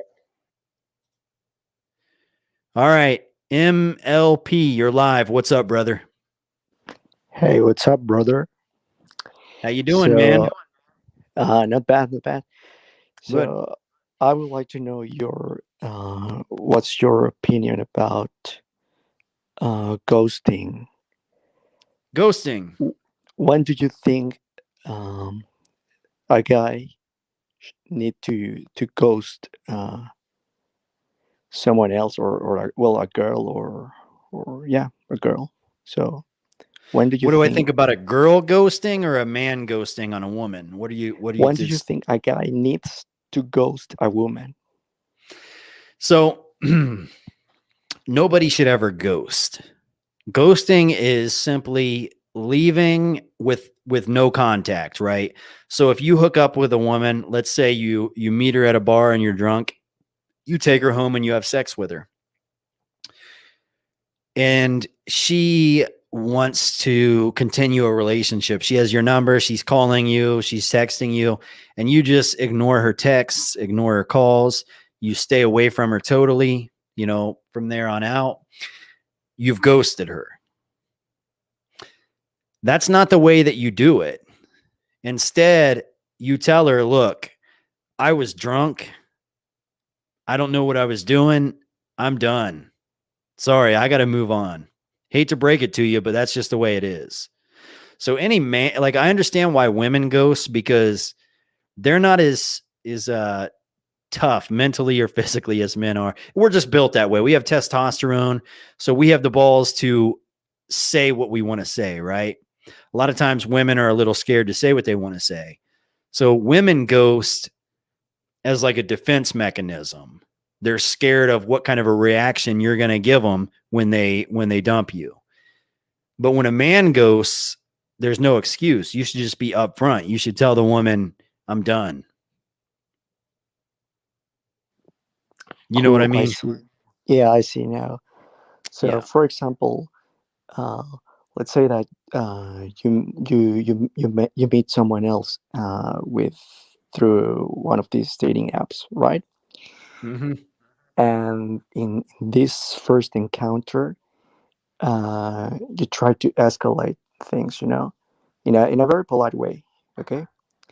And this person and this girl, for example, rejects a kiss or tells you, okay, yeah, I don't want a kiss from you. Should you ghost this girl? Or if she tells you she doesn't want to kiss? Yeah, if she tells you that, okay, I don't want to kiss you, and you tell her, oh, okay, cool. So let's finish the date and everything is okay. It's fair enough, But after the date, if you make a move, whatever it is, and you get shut down, whether it's you try to kiss her and she doesn't want to do it, or you ask her out on a date and she doesn't want to do it, you don't necessarily have to ghost, but I mean, you can, but that's not the most effective way. The most effective thing to do would be like, all right, I'm done. Just tell her you're done and be done. You don't have to ghost. You can just officially like let her know you're done. So if you try to kiss her and she doesn't want to kiss you back, you tell her you're done, because you don't want to be with a woman that doesn't even want to kiss you, I see. Fair enough. Yeah. Right. And then, so what's going to happen on her end? So either one of two things happened on her end, or actually three things.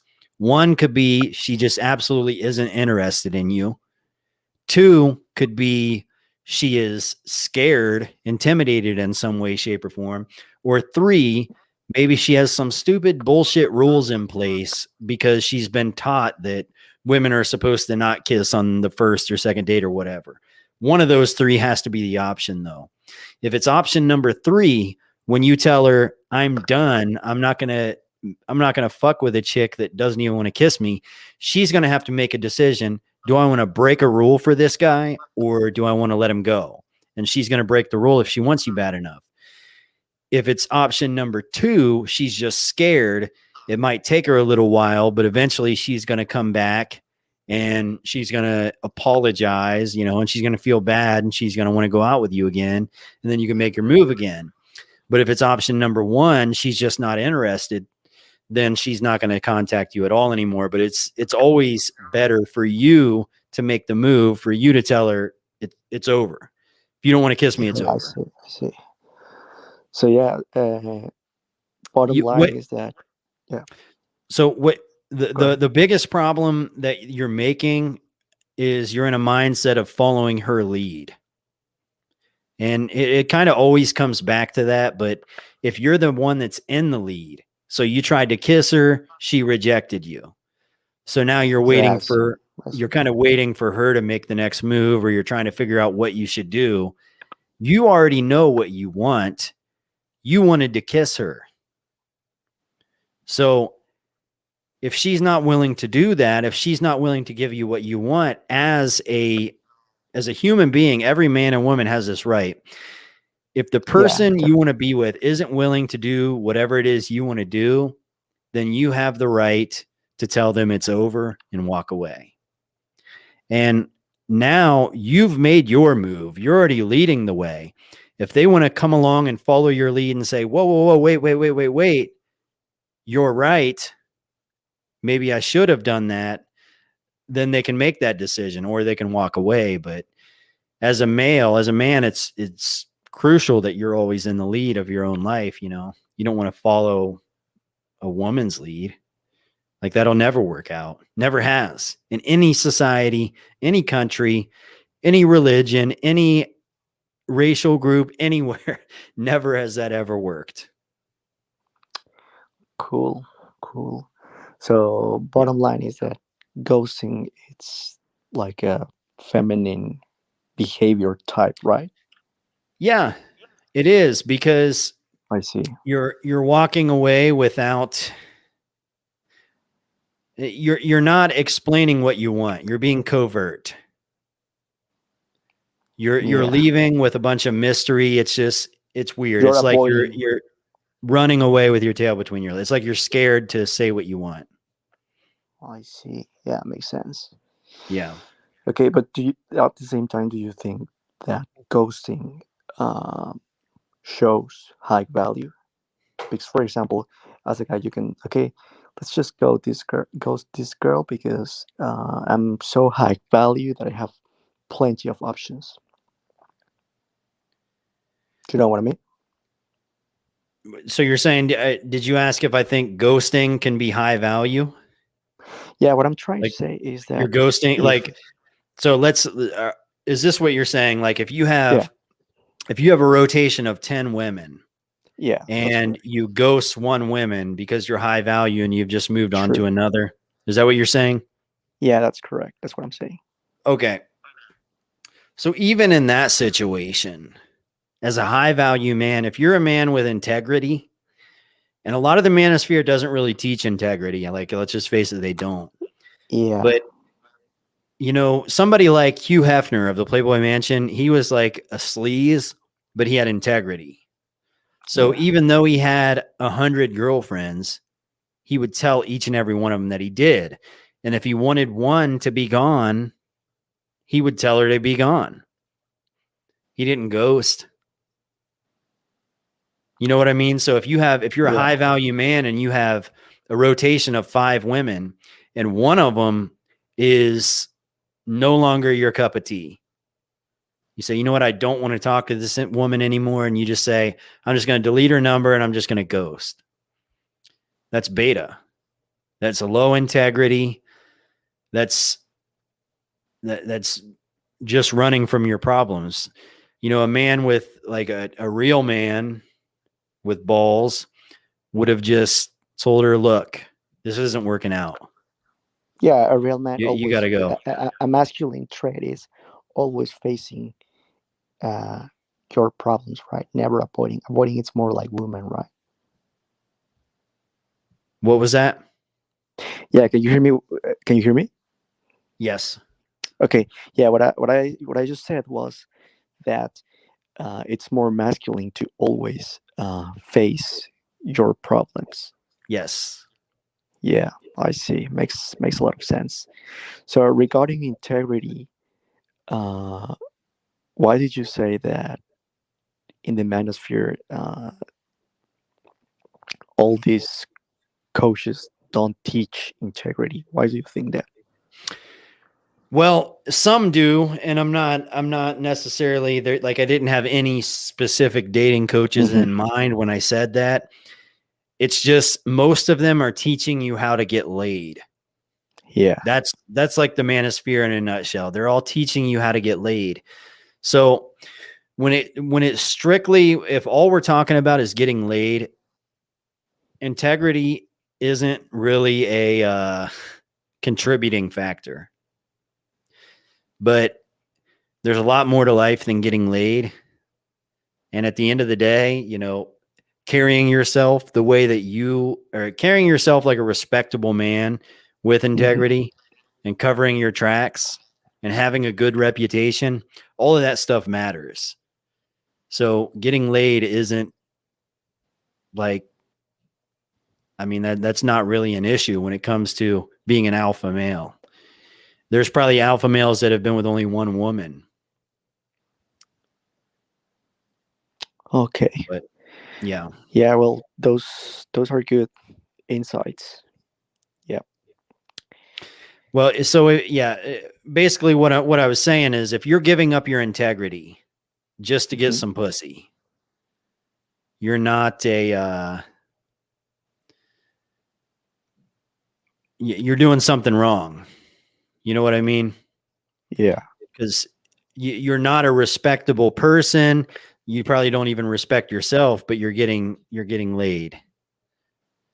Eventually that pussy is going to get old and you're going to realize you've pretty much wasted like the last X amount of time just being like a sleaze. You know what I mean? I see. Yeah. Yeah. Okay, cool. Yeah. Thanks for those insights. Anytime, man. Thanks for calling in. Thanks. Bye-bye. Yes, sir. Davy Jones, you go by a different name every week. What's up, brother? You're My live. friend would call me Davy Jones, and then he would call me Davy Bones. Ah. But anyway, am I lagging at all? Nope, you're good. Okay. So first I want to address what the last caller was talking about, like ghosting. In my experience, I've had like pretty much most of the girls that I have talked to in the past year. I'll like be honest with them, like if they're being immature, like I'll be like, I'm not really that interested, you're immature, and they'll just ghost me, like unfriend me, block me completely, won't even say anything. I've never really ghosted anyone though. Like there might be a couple people, just because I feel like that's something that people in my generation kind of are used to with social media. You can just block someone, don't contact them anymore, because it's the easy way out. They're not confident enough to go about just being dominant about it, like what you're saying. Yeah, but that's the thing. If somebody has poor character, that's not somebody that you want to mess around with anyways. Like everybody's had women ghost them. I've also had women tell me that, you know, look, maybe they're with their ex-boyfriend, they got back together or something, so they don't want to talk to me anymore. I can respect that.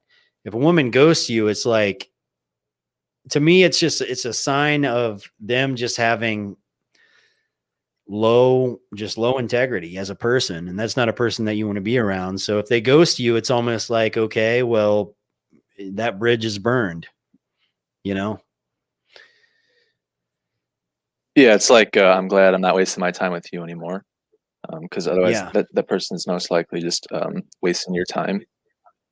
Well, yeah, and I don't. Yeah, if they're a person that just chooses to walk away from any problem or any issue without ever giving an explanation, it's almost like somebody quitting a job. Some people will put in a 2 weeks notice and they'll finish the 2 weeks and they leave with a good rapport. They're still respectable. They have integrity. And some people will just stop showing up out of nowhere. It's just more like, yeah, no, I've dealt with that before. who that person is. They quit the same day. Yeah. And unfortunately, it can be somebody that you think is a really good worker. Or it could be somebody that you think is a really good girlfriend, but they just ghost. And then you realize it's like a rude awakening. Maybe they weren't the person you thought they were. Maybe they weren't the worker you thought they were. I'd say if they're going to do that with their interactions with people or with work, they're most likely doing that with all the rest of their problems. Exactly. That's who they are as a person. They probably have mental issues. So if they're not willing to compromise or face the hard things in life, then that's not someone you really want to be with, because then it's going to be even harder if you're with them. Yeah. Hold on. The chat here is telling you lose the mohawk. With the way you're sitting, it looks like you have a mohawk because there's like a thing on the top of your head. He doesn't have a mohawk. Yeah, I don't have a mohawk. Oh, does my hair look all right? It could just be the lighting. That's my guess. There's a mirror right behind me. The chat's just being goofy. Anyway, I actually, the chat was goofy today. Let's see what else. Oh, and shout out to Willie B. That was actually a great call. I actually got some things I want to talk about based on what he said. He was saying like going to different countries since women here like aren't as good, and I can see where he's getting that from. I feel like in America there's more likely to be feminized women or entitled women. Where I was on Tinder Global just to see what that was like not that long ago, and I met multiple girls from Brazil, Mexico, Honduras, and even some from countries in Europe. And I feel like they're more traditional, and I enjoyed talking to them because it's a new experience. And you can definitely go to other countries and find quality women. It depends on their access to social media and whatnot. If their propaganda in their countries is telling them to be more degenerate and promiscuous. And I found that they're like more traditional, I'd say. Yeah, they are. The thing is, though, women, where is it that you live? I live in Illinois. Oh, yeah, that's right. So Illinois is probably not. I lived in Ohio and I live in Oklahoma now. So pretty similar to Illinois. I'm sure both of them are not too far away, really. Yeah. Ohio is very similar. Yeah. Women are always going to follow your lead if you are the guy that leaves the biggest impression on them. They just always will. So if you want a woman to be submissive and you leave a large impression on her and she basically, she feels like following your lead is what she's supposed to do in life, because these are our women. You know what I'm saying? A lot of people just talk about modern women and how terrible and bad they are. These are our women. Like they've gotten out of line because for whatever reason, we haven't like stood our ground and put them in the right direction, I guess. But women naturally follow the lead of the males that are the most, I don't want to say most alpha because that sounds cliche, but a guy that leaves dominant. Most dominant, leaves the biggest impression on their life. So women in Brazil or women in Mexico are raised to respect their fathers. They're very close to their families. The father makes all the money. They still have the old school household, like in the night when it can be 9 o'clock and the father says, turn the lights off. Everybody goes to bed. All the kids, the wife, everybody, they turn the lights off. They go to bed. He said it, it gets done. He's the lead of the house. You listen to the leader of the house. Right. And because that's the way that these girls are raised in these other countries, that's the way they behave around their future boyfriends. They're taught to be submissive and they're taught to respect their future boyfriends, but that's just because they had a strong masculine father in their lives. The nuclear family. Yeah. So that's normal to them. In the United States, for the most part, they don't have it. Especially Illinois is kind of turning into, it's pretty cucked, right? It's pretty liberal nowadays. It's I know real shit. Yeah, Ohio is the same way. Oklahoma's not so bad, but it's starting to get there. And in Tulsa and the cities, it's starting to get there, but the countries are still pretty good. Yeah, the cities are always the worst in terms of that. But even with that being said, you can meet a woman who is like, she can be a complete whore. right? She's like whoring herself out on OnlyFans and Instagram and whatever. And she thinks she's like this alpha female playing all these guys. And you can approach her, you can start talking to her. And within minutes, she's like straightening her shoulders up and speaking clearly and trying to sound respectful and trying to sound civil and polite and all that, just because you've left a big impression on her. And she doesn't want to let you down. The same way the Mexican girl doesn't want to let her father down. Like it still exists. A lot of guys don't think that that's a reality. It is. Like I see it every day. Yeah, women are naturally submissive. So if they find someone that's dominant, they're going to want to follow their lead.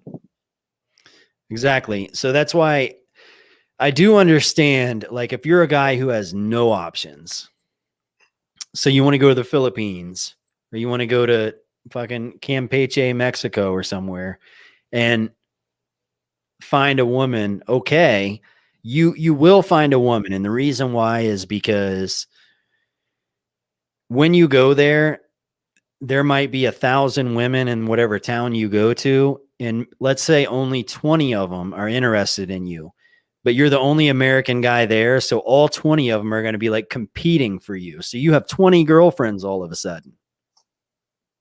Like that's a reality, but that doesn't mean that you are going to like, I don't think I could go to the Philippines and find a woman that I can bond with the same way I can here.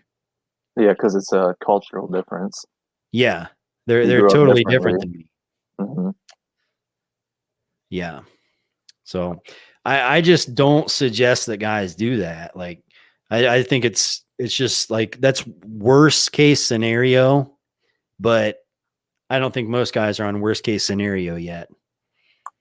I think I was going to say this, or I wrote it down. The sad reality is that a lot of men are going to either not find any women or low quality women with today's dating pool. Like if you look at I think it's China, where there's so many single males, and that's like becoming a problem. Like you're just going to see the desperation. Like with the last caller, you were saying that you don't want to lose your integrity, but if you're becoming super desperate, you're more likely to lose your integrity. True.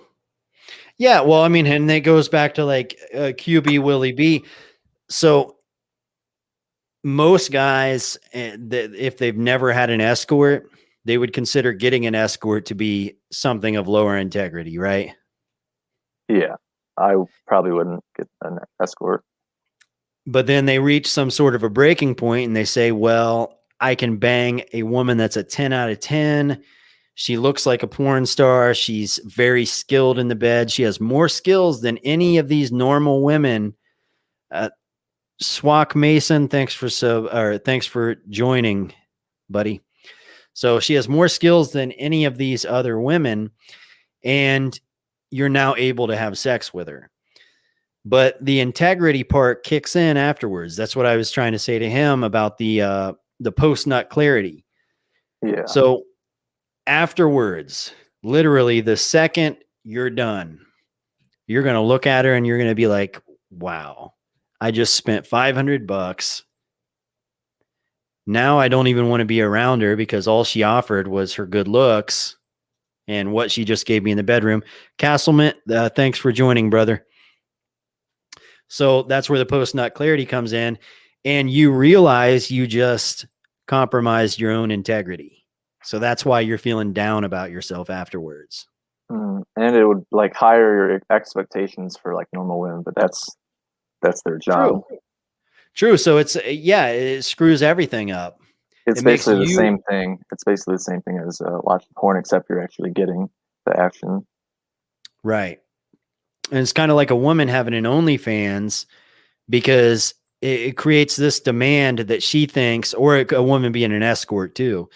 It creates this idea in her head that if she's talking to a man, he should be financially supporting her. You know, he should be paying for her time. So in her mind, that's like how she bases a relationship. Is he paying for it? Mm-hmm. And I mean, it's kind of different, but it's just another way of like creating this. I guess it's like it's a roadblock in your own life that you're creating. I'd It's say preventing you from finding a mate. it's borderline simping, I'd say, depending on how you're going about it, that is. Because if you're just paying for it, then you're not actually experiencing it. And it might raise your ego, like to think that you can get any woman like that when you're just paying for it. You know, there's plenty of people on OnlyFans who would pay for it. Yeah. Let's see.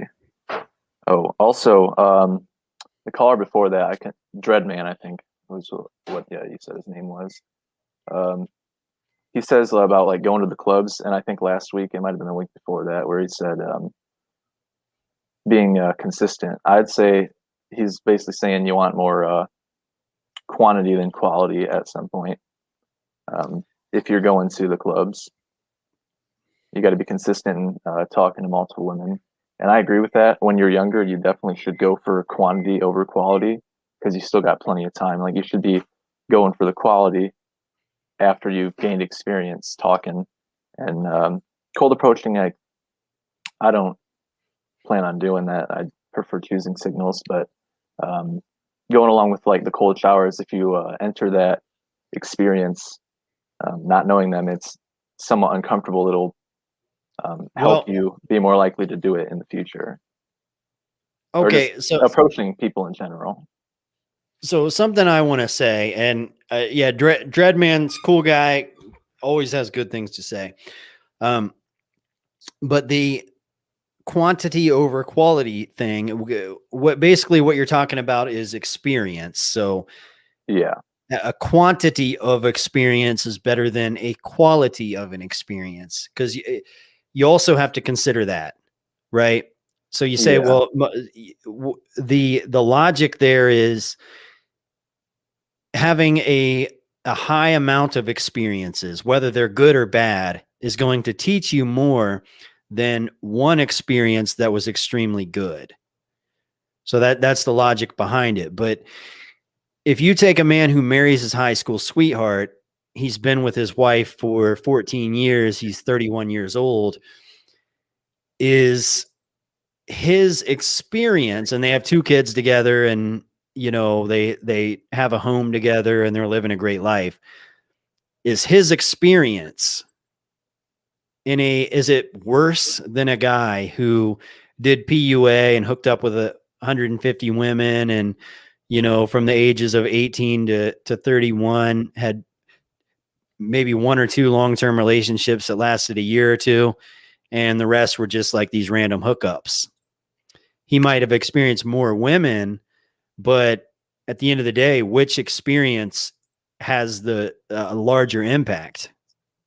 Obviously, the one where you get better quality. I guess I should define what I say when I mean when I say quality. I'm just saying, not necessarily hooking up, but basically just like talking to different people. It'll get you further in life, and it will build your confidence. And then if you can handle rejection, the quality, you obviously want to aim for the quality. I guess I'm talking about the good in between, where you're talking to enough people so you can figure out when you're young what you like and what you don't like. You can maybe think in your head, like, what was I doing when it worked this time versus this time? Like basically taking mental notes. True. No, yeah, I trust me. That's what I've done. I agree with everything you're saying. So I'm not like, you know, that's literally like pretty much how my life has gone, but you still have to look at the objective, or you have to objectively look at the other side as well. So somebody that has only been with one woman, but they've been with that one. Okay. They've slept with one woman 1,000 times versus the other guy who slept with 1,000 women once. So does the guy who's married and he's got a wife and kids and a house, does he need the skill set of being confident when it comes to talking to other women? Like that, like, does he need to overcome a fear of rejection? Like he's already done everything that, No. in the dating game he's done. He's moved on to bigger and better things. They're looking at upgrading their home and, their kids' soccer game or whatever. You know what I mean? Yeah, they have different priorities than trying to meet women. I guess what I'm saying is like for the people like that are actually they're down bad on their luck. Like Willie B was saying, like they don't have any options. Yeah. I would say the marrying your high school sweetheart is more of a outlier today. It used to be like the norm. Right. But I would say today it's not as much just because yeah. See that, but that's a bigger issue, and that's something that should be talked about since you hit on that. Women are taught, and I'm going to start with women because they're the ones that have been kind of experimented with the most by governments and whatever, all this feminism and all this stuff. But whether it be politically, yeah, in any society in world history. But here in America, what's going on right now and what has been going on for the last 60 years or so is socially, and this is through Hollywood, through music, through television, all of these aspects, they're taught you can do better than that girl. You can do better than him. If he doesn't have a good job, girl, you can do better than that. If he's, whatever. If he's not 6 feet tall, you can do better than that. And these are these social, social factors. If he's not treating you like a god, he's shit. Basically. Yeah. And there's also the political factor, the feminism factor, which is focus on your career, girl. Focus on your education, girl. Focus on traveling, girl. So there she is in her prime, in her best years, when she has the highest ability to lock in the highest value males that she'll ever meet in her life. And she is having a mindset socially of, I can do better than this guy, no matter how good the guy is. And politically, she's being taught, well, you're not supposed to focus on these guys anyways. You're supposed to dump them. You're supposed to focus on your career. You're supposed to be single. So by the time she hits 30, she has no kids. She's a lot of times turned out in her brain because she's slept with so many guys and she's trained herself to disconnect emotionally after sex and not use it as a method of reproduction. And, she's pretty much screwed up. And, unfortunately, that's the way. Big problem. Yeah, that's where modern women are, and where our modern men, it's, this high value man, alpha males are supposed to have high notch counts. You're not supposed to marry your high school sweetheart. You're supposed to sleep with at least 250 women. You got to be spinning. You don't want to be a beta cuck. You don't want to be a beta cuck that's only been with 5, But we have that pressure as well. And that's kind of the new culture. Yeah, and then in the media, it's like, oh, you need to treat this woman like a princess. You need to put her on a pedestal. Like I was saying last week, the woman is always right. Yeah, you have to listen to her. Or a happy wife, happy life. Yeah, I think there's got to be a happy medium, though. You can't just kind of submit to the woman and, let her lead the way. And there is some truth to some stuff that a lot of like the really hardcore red pilled people will say. And it's like, if you leave a woman to her own devices, she'll basically destroy it all. That sounds bad, but it's kind of true. Yeah.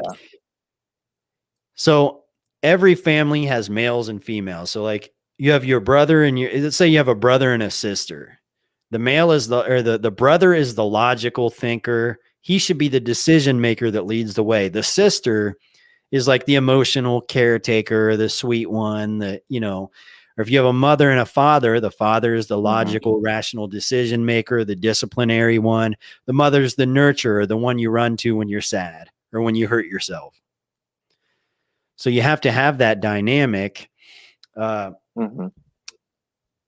So in a relationship with you and your girlfriend or whatever, if you're following her lead, then you're following the lead of an emotional, nurturing person, but she's not benefiting from your logical, like disciplinary, decision-making skills. So you're basically getting like you're getting all the emotional fulfillment, but your relationship's not going in the right direction because, your masculine way of thinking isn't there because you're just doing the happy wife, happy life. It's not a good If decision. you're allowing her to become more masculine, then that's not how it's supposed to be, and that's gonna ruin things. I learned that the hard way. Oh yeah, a woman will leave you if she's leading the way. Yeah, anybody will find out the hard way. Unfortunately, I wish I would have known this. Hindsight is 20/20. Let's see. So I feel like it's actually all tied together. Like, I'll get back to the other stuff, like taking a cold shower, working out, lifting. It's all interconnected with not just women, but with your life. Like I know when I was lifting and when I was biking 20 miles a day, like that was the one I was the most confident. And I just enjoyed being like going to work, working hard, working hours, putting in the grind. I enjoyed talking to just a bunch of people, talking to girls. You just feel better about yourself. When I was lifting, I was like, yeah, I'm a fucking boss. Like that's how you feel. Ultra testosterone. Do you have a picture of is that Tate? Is that Andrew Tate? It kind of looks like Vin Diesel. I thought Vin Diesel's a lot bigger than that. Hang on. You ever go cow tipping? Long time ago. Hang on. I'm going to bring another caller on. I'm going to have you guys both on at the same time because we've got to roll through these real quick. Adam before Eve. What's up, brother? What's up, brother? You can hear me, man? Yes, sir. Hey, man. This is fellow content creator here. On the behalf of the Red Pill, this is a very, very important question I need to ask you, brother. Are you Red Pill or are you ain't? Huh? Are you Red Pill or are you not? On the behalf of the Red Pill. On behalf of the Red Pill, I would say... Come on, yeah, LFA. I Don't would say say no I'm... bullshit, bro. All your subscribers is Red Pill. It's like, lately, I'm going to tell you why I'm saying this. Because you guys are coming into space, and I'm a big supporter of LFA. I'm not a hater or anything, or, I ain't on no bullshit. But I'm just saying, some videos you would make, you would say some shit like some super red pill ideologies, or like where you were trying to downplay this shit like you're not red pill. But LFA, so here's the thing. I'm red pilled in a sense of like I've learned everything that the red pill has to teach me. Gotcha. But there's other aspects as well that have to be acknowledged, and they have nothing to do with the red pill. So, for example, when you have a term being used by pretty much every red pillar, like she's not yours, it's just your turn. Yeah, right. That's what I call base level. I think right now the content is getting very wash and rinse, repeat, same old. You feel me? And you one of those content creators where sometimes you gotta twist it up and say some shit like super red pill ideology to just let your fans know that I'm red pill, but I'm not gonna keep talking about the same old shit every Right. video. You know what I'm There's saying? no matter what stage you're at, no matter who you are and what it is you're doing, you have to evolve beyond that at some point. Yeah, yeah. I mean, You're, it's not even involving above. It's just that stop making the same videos about marriage laws. Stop making the I same videos agree. about shit cheat on you or this, down the third. So You yeah, can but talk. here's the thing. My fault. My fault. No, you're good. Here's the thing. So there's guys that make videos about marriage laws, or it could be anything negative, right? It could be like the video title could be "OnlyFans slut thinks she's still the prize," or "Single Mama 3 thinks she's still a prize," right? And it's basically like you'll see these type of video titles all over the manosphere, and they do it because the title is going to get a lot of views. Gotcha. But at the same time, they might not be wrong. So when I say something like, when I say like I'm disagreeing with red pill philosophy, I'm not necessarily disagreeing with it. What I'm doing is bringing another side. So Gotcha. you can make a video saying modern women are out of control. Yeah, I mean, and that might get a million balance views. to the red pill. I'm not like Yeah. the red pill can become bitter if you like use the red pill with every single thing, bro. Like don't right. don't think and the content. So content creators don't mean to be bitter. Gotcha. For example, like somebody like Donovan Sharp isn't bitter, right? He's making cool, fun with content. some videos. You can tell when It comes off that way. He's trying to entertain. I fuck though. with him. I fuck with Donovan. He Yeah. got a lot of good stuff. But here's the thing. That he's a hurt brother, just like Coach Greg Adams. I can tell that he's a hurt brother. Both of those guys, and Richard Cooper. But here's the thing. They know that, and I understand why they do what they do. This video gonna go viral, and I'm gonna let you know. We ain't throwing no disses at them. We just understanding that y'all is right. hurt. It's just like, it's some just healing, locker room talk here. Yeah, it's some healing that needs to be done with Coach Greg Adams as well as Donovan Sharp. You feel what I'm saying? Well, so I'll just speak. Okay, I'll just say for me, if I make a video titled "Single Mom Thinks She's Still the Prize," I know it'll get 100,000 views. I know it.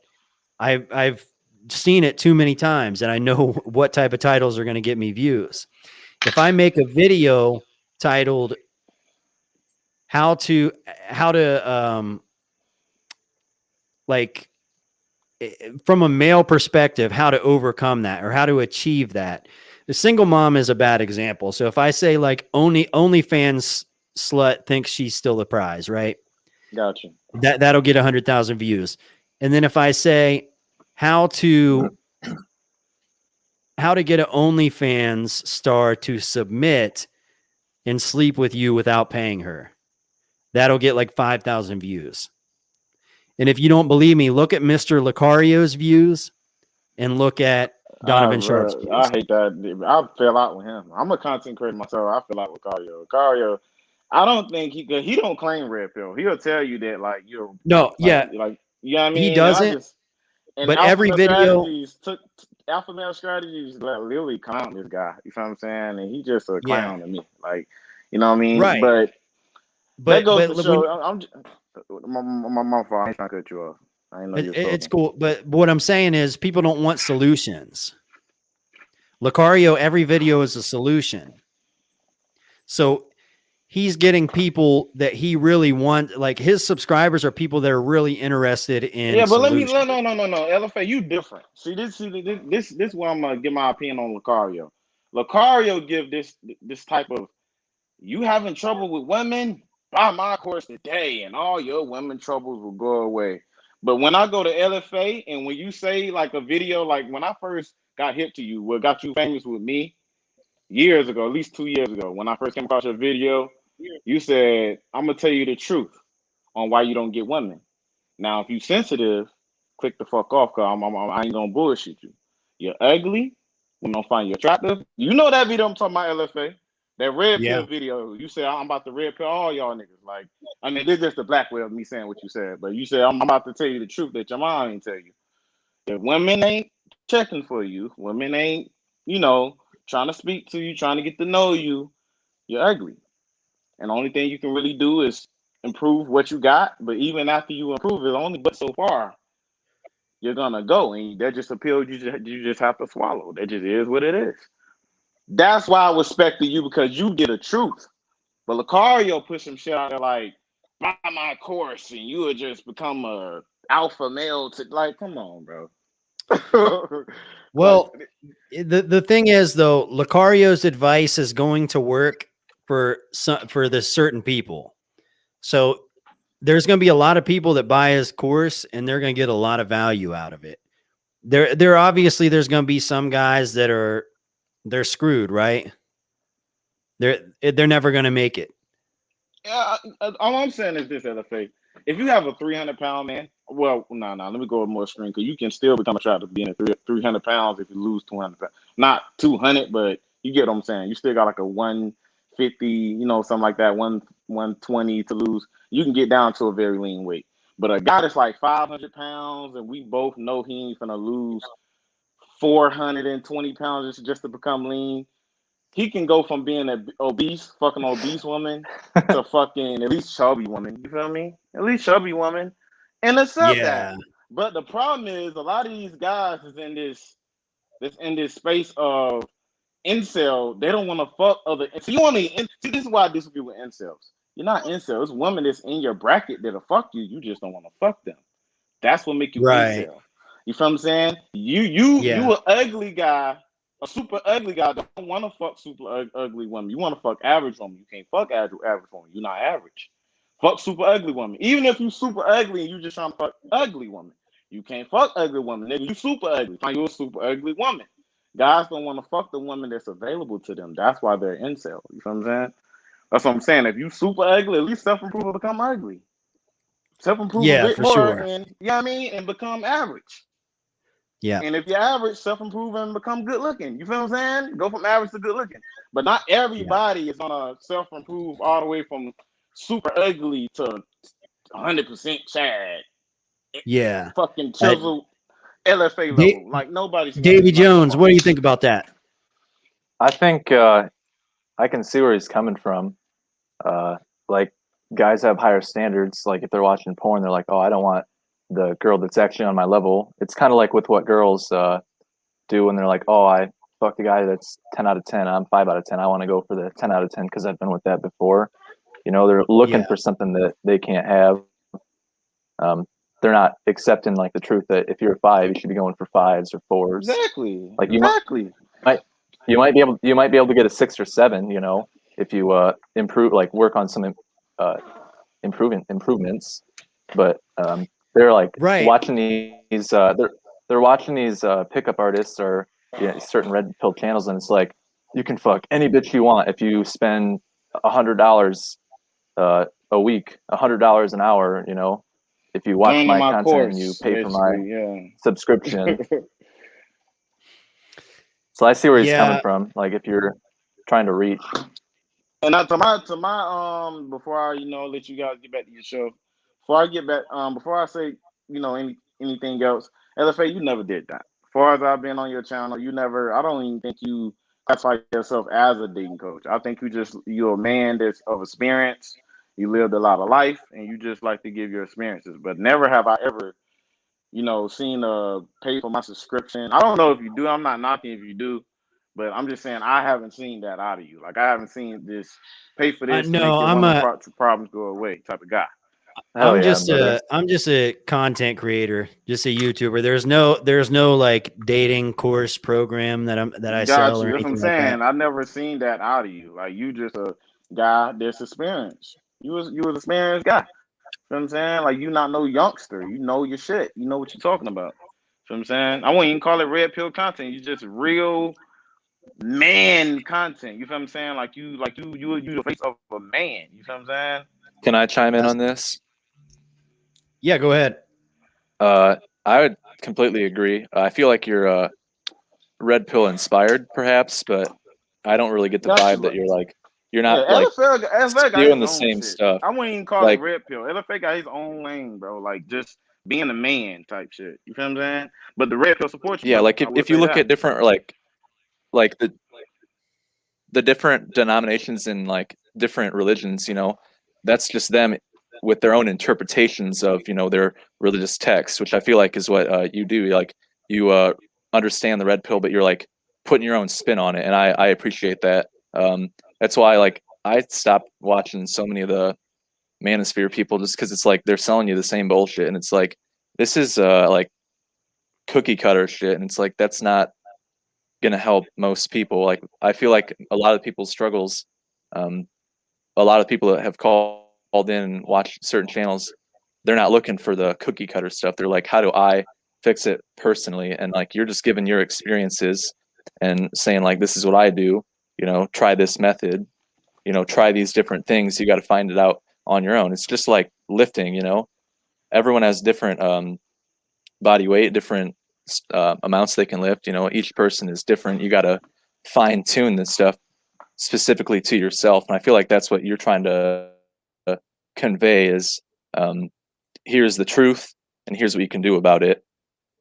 I'm not going to sell you some bullshit and make you think that you can get 10 out of 10s and bang whatever chick you want.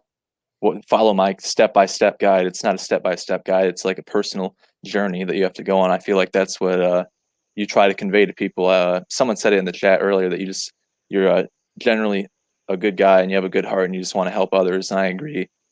You're just trying to make content to help others, and maybe it's to help reverse the effects of modern brainwashing in the current dating pool.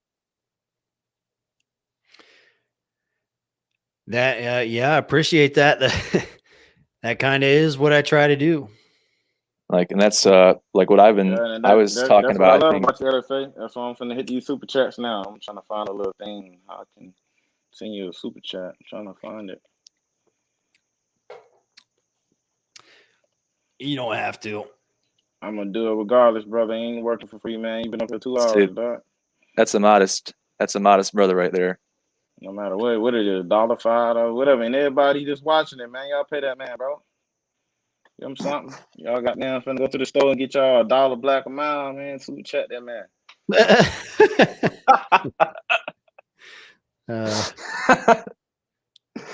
He's one of the generals. He's one of the generals of the red pill. Like you, AMS. Who else? There ain't too many. What I mean by general, as in y'all leaders of this shit.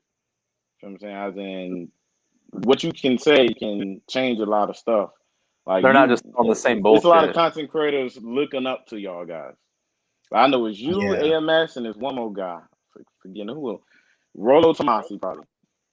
He like an OG, super OG. I wouldn't even say he rep. He been preaching this shit, type shit. It wasn't even before he was called Red Pill. Rolo, yeah, Rolo. But y'all the modern day Rolo Tomasi, you and AMS. Yeah, I mean, I've unfortunately talked about some issues that have gotten me, like, there are certain issues you're not really supposed to talk about on YouTube, and if you do talk about them, you'll find your videos getting less views all of a sudden. I'll just put it that way. And I'm not sure why it works that way, but I've been kind of, I think, a little bit shadow banned for a little while. But it comes and goes. What up, Boomer Sumer? Okie here. Yeah. All right, thank you, LFA, man. Thanks. I just had to, give my opinion on it. I'm going ahead and get off here so you get some more guys in there. Thank you, man. Cool. Hey, thanks for coming on, buddy. Hey, good call. That was a great way for me to say that I appreciate the content. Oh, yeah. Yeah, cool guy. Yeah, no, that was a good thing to add, because I don't think you're like all the other content creators in the manosphere, or at least most of them. You know, they're just selling the same cookie cutter bullshit. It's like they're basically taking it straight from True Red Pill on Reddit. It's like they're just basically reading the stuff off, is what it seems like sometimes. Yeah, I appreciate that, Adam. Before Eve, a lot of guys get caught up in the hustle, I think, and a lot of them like take YouTube as like a career type deal. Mm-hmm. I mean, I try not to do that, but I don't know. Yeah, I feel like your ego isn't inflated. I feel like once they get the content and they get the subscribers, it's like their ego gets inflated. So they're just selling you the same shit, putting a different title on it. Yeah, that does happen a lot, but yeah, it's important to not let that happen. Because as soon as you do that, like, people think that the audience isn't going to see it, but it's a bad, okay, if you can get your ego in check beforehand, then you can fix the problem before it becomes one. Because once your ego takes control, you're going to start to lose subscribers. You're going to start to lose popularity. Thanks, Christina, for that super chat. So even if you have an ego, it's like, keep it in check, because if it gets out of control, you're going to lose everything that you've worked for. You know what I mean? Yeah. Yeah. And I feel like if you keep doing that, like it's not helping the current situation in westernized societies. You know, it's just creating more problems. Like if you're just telling people do this, this, this, and just teach them to pick up women, like how is that helping anything? Then you're just basically indulging the current pattern. You're not trying to change it. Right. And that'll just lead to becoming worse and worse. Yeah. Well, I'm ready to close this one up. It's been on for a long time, and I think we've covered all the topics. And there's no more callers on deck. Dang. There was a couple, but they've gotten off. The last couple calls have taken too long. Yeah, I apologize for that. Anyone else? No, you're all in? good. You're always welcome to call in. Good. Yeah, guest. I got more topics. So I can just wait. And I have been meaning to email you. I've just been busy this week. Well, let's go over another topic. There's still some people out there that want this video to keep going on. All right. So last week you said something about testing women. You know how women shit test men, but men don't shit test women. And I can say like that I have done that.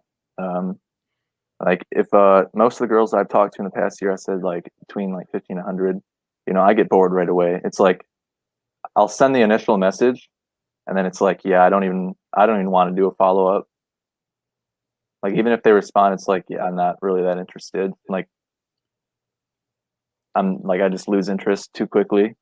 But then there's the ones like that's just like vetting, and then if I am talking to a girl, like I'll do certain things to like better, like see like her levels of interest. And I've done that before, like with the one girl that I actually liked in the past year.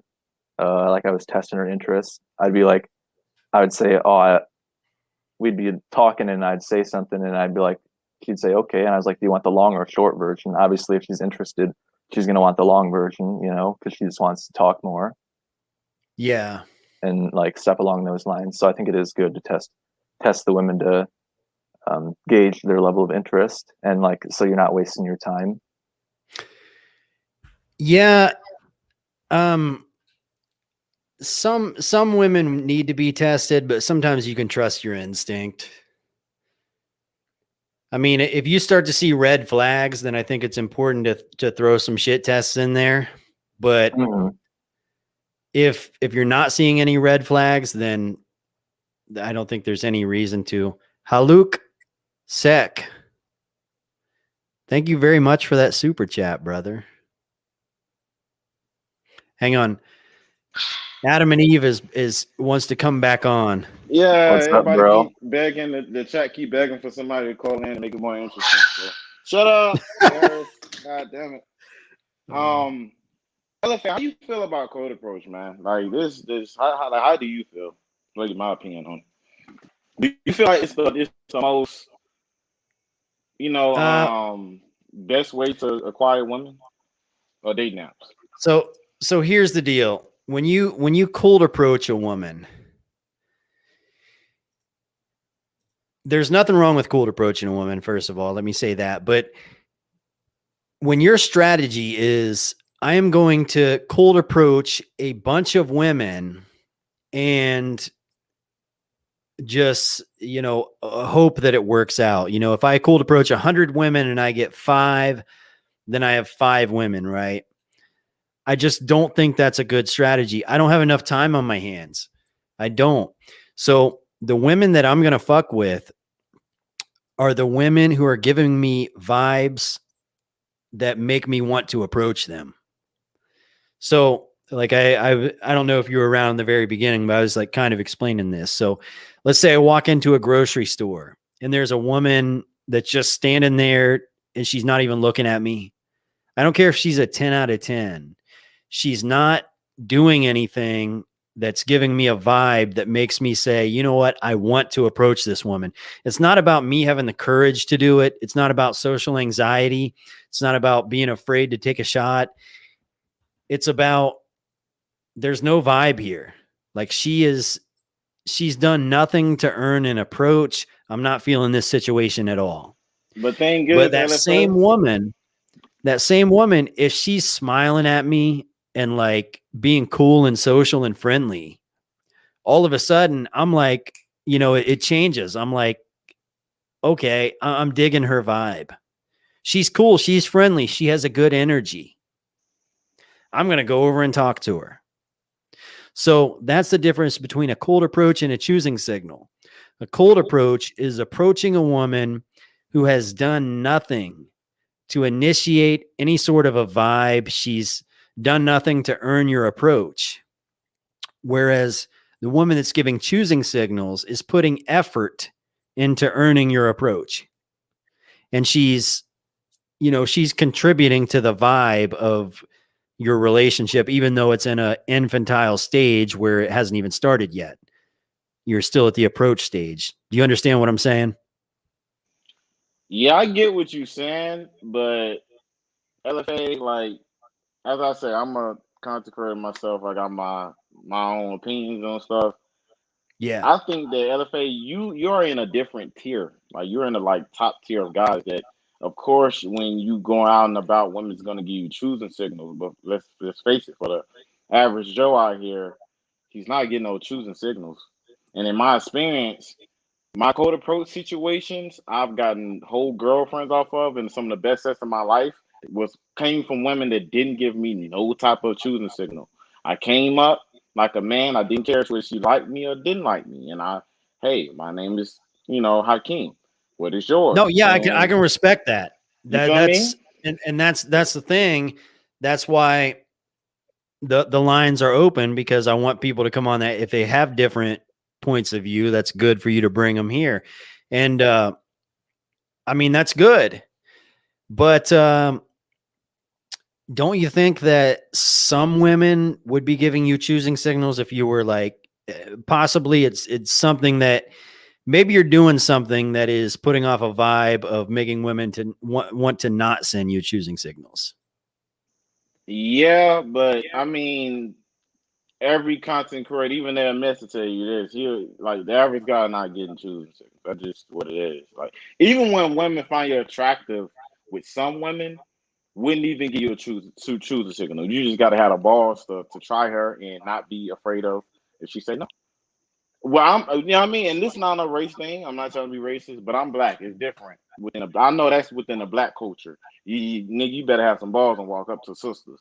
I don't know how they is within the other races of dating, but within the black culture, black woman is so I'm independent, strong, don't need no man. She's not gonna. That's a give you facade. I mean, and I don't listen. I'm the last guy in the world that I'm not the fucking monolith of all things that are black women. Trust me, I'm not claiming to be that, but that's a facade. A lot of women will do that regardless of what color they are. They'll put on that facade and act like that's a shit test. That's what that is. So if a woman's giving you attitude and acting like she's too good, or like, she's this independent boss bitch, that is a shit test. She wants you to challenge that ideology. She wants you to come in and explain to her that she's not. And that her life would be a lot better if she would just follow your lead and give you a chance. And that's where you got to step in. When you have that mindset and you understand that, because that is true. Women aren't, and it doesn't matter if they're white or black, They're not bosses. They're not strong and independent. Women hate being single. Every woman, even the ones that claim that they love being single and they love their careers and they love all this stuff, they're constantly looking for a man. So yeah, I agree. I definitely agree with that. Definitely agree with yeah. And there's been a lot of things in society in the last, 100 years ago, especially, that have screwed with the way that certain people think. And I think black women have kind of, all women in general, but black women in particular, in a certain time period, like the 50s and 60s, a lot of the government was kind of messing with their heads, kind of manipulating them a little bit, I think.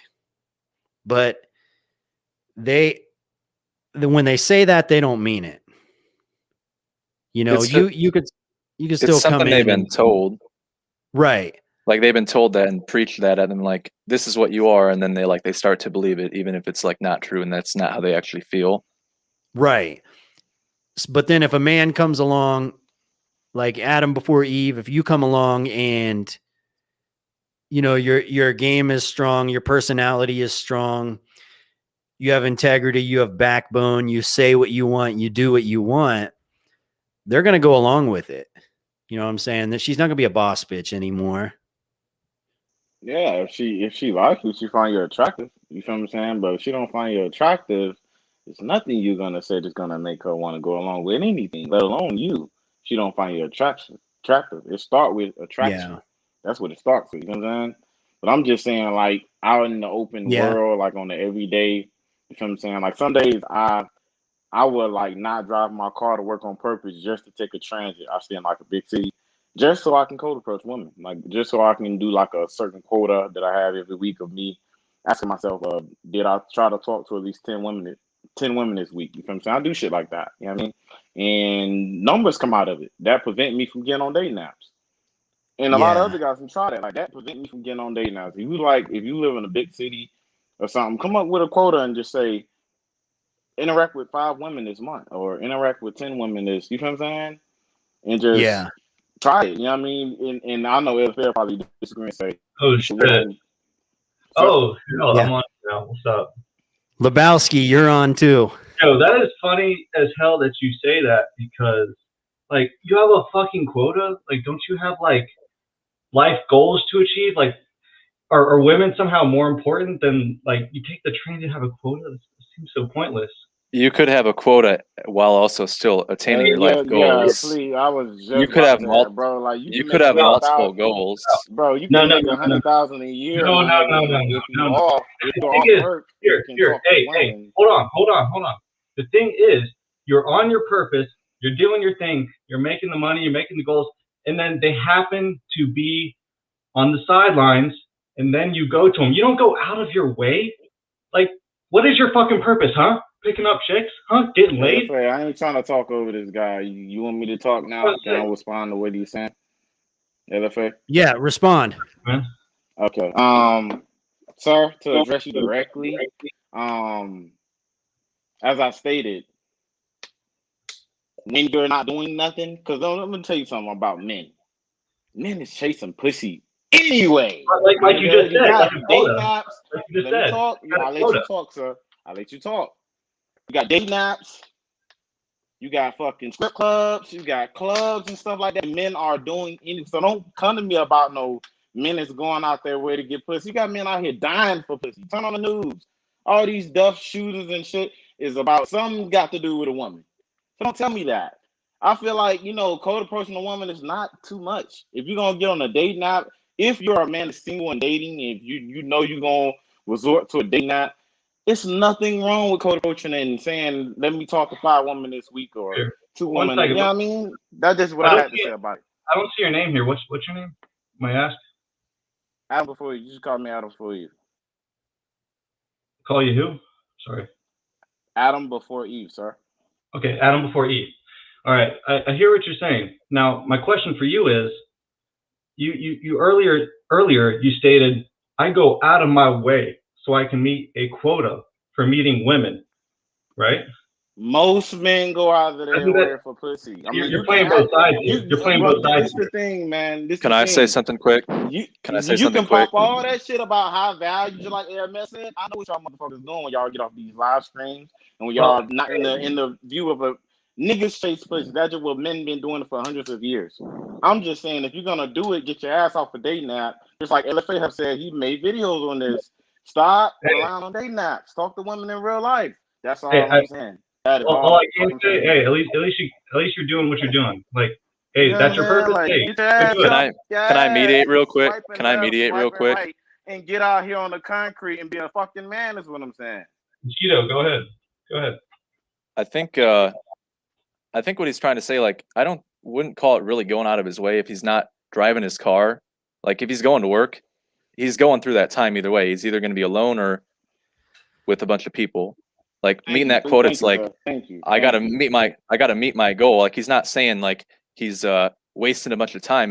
He's just passing the time to go to work in a different way. I wouldn't say he's like skipping work to go get some pussy, like nothing like that. I feel like he's got a goal, he wants to achieve it, and he's gaining something from that. He could get a girlfriend from that. He might find the woman that he ends up to be with.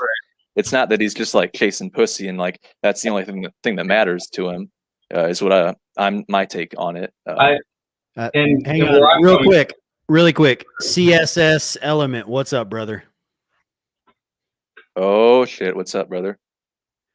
How you doing? Can't hear any audio. Oh, you're muted.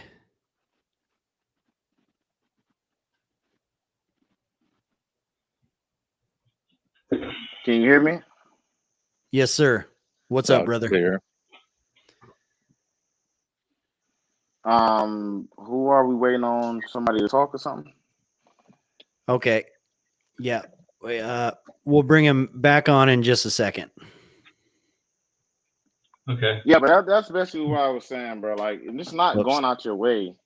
It's not going out your way. It's just that when you got time, of course, I'm not saying don't work a 9 to 5 and be homeless, but every day you go to Walmart and try to talk to fucking women. No, I'm not saying that.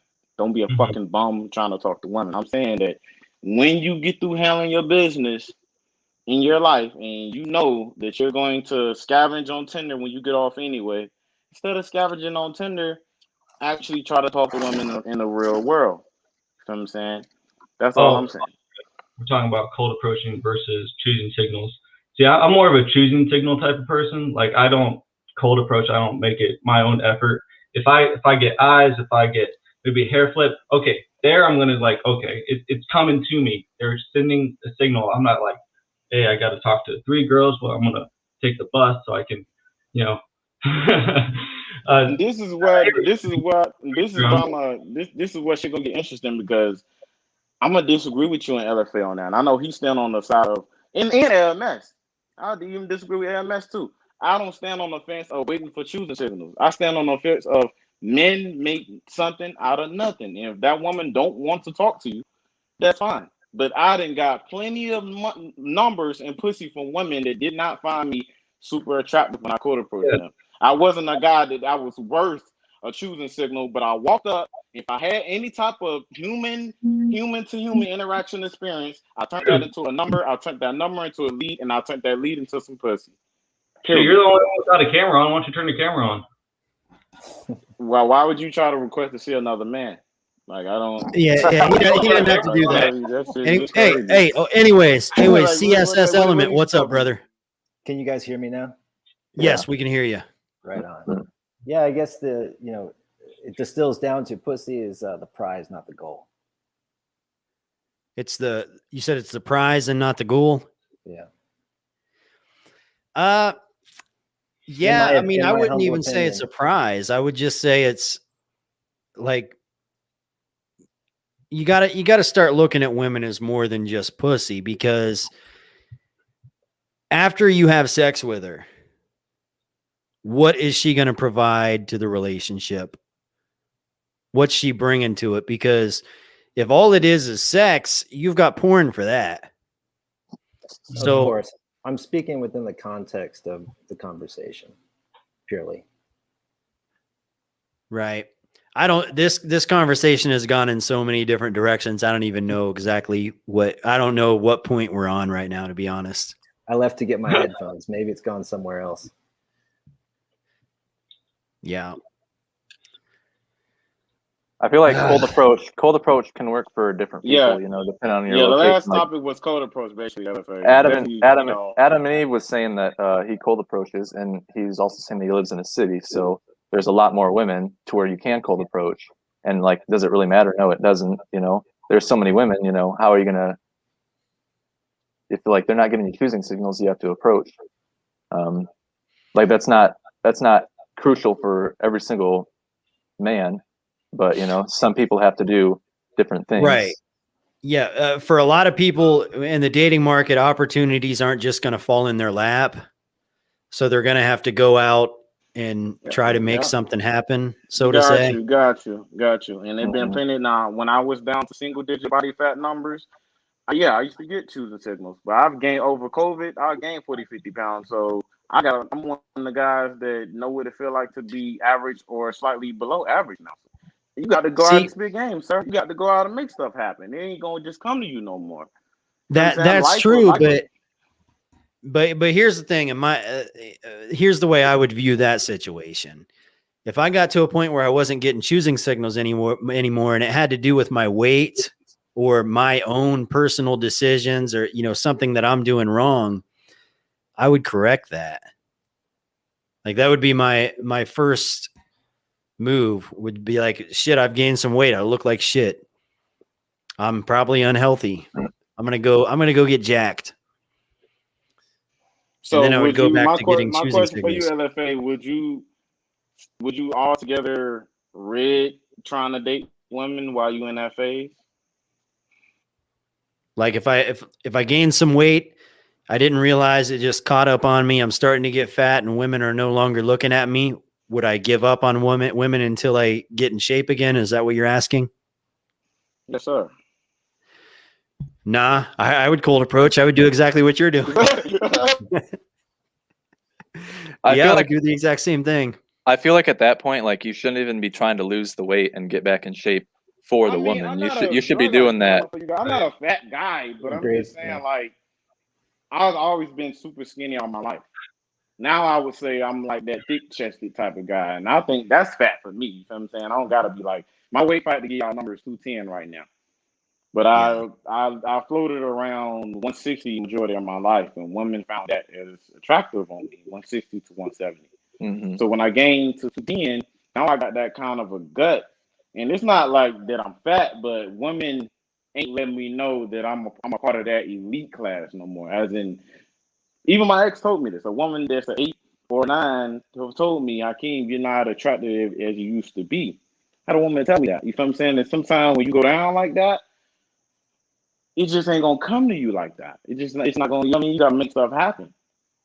That's just what it is with code approaching. Some guys, even alpha guys, like even guys whose tens out here love I have homeboys that's real good with women. They still code approaching. They get hundreds of choosing signals, and they will code approach a woman who ain't even look at them.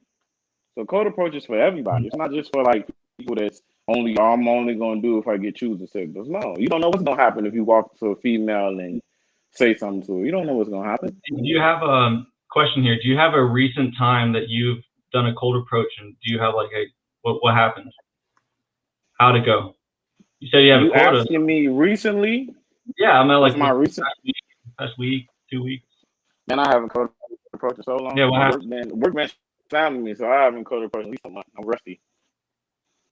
It's about code approach. I might have need to be slapped because I haven't code approached in a month.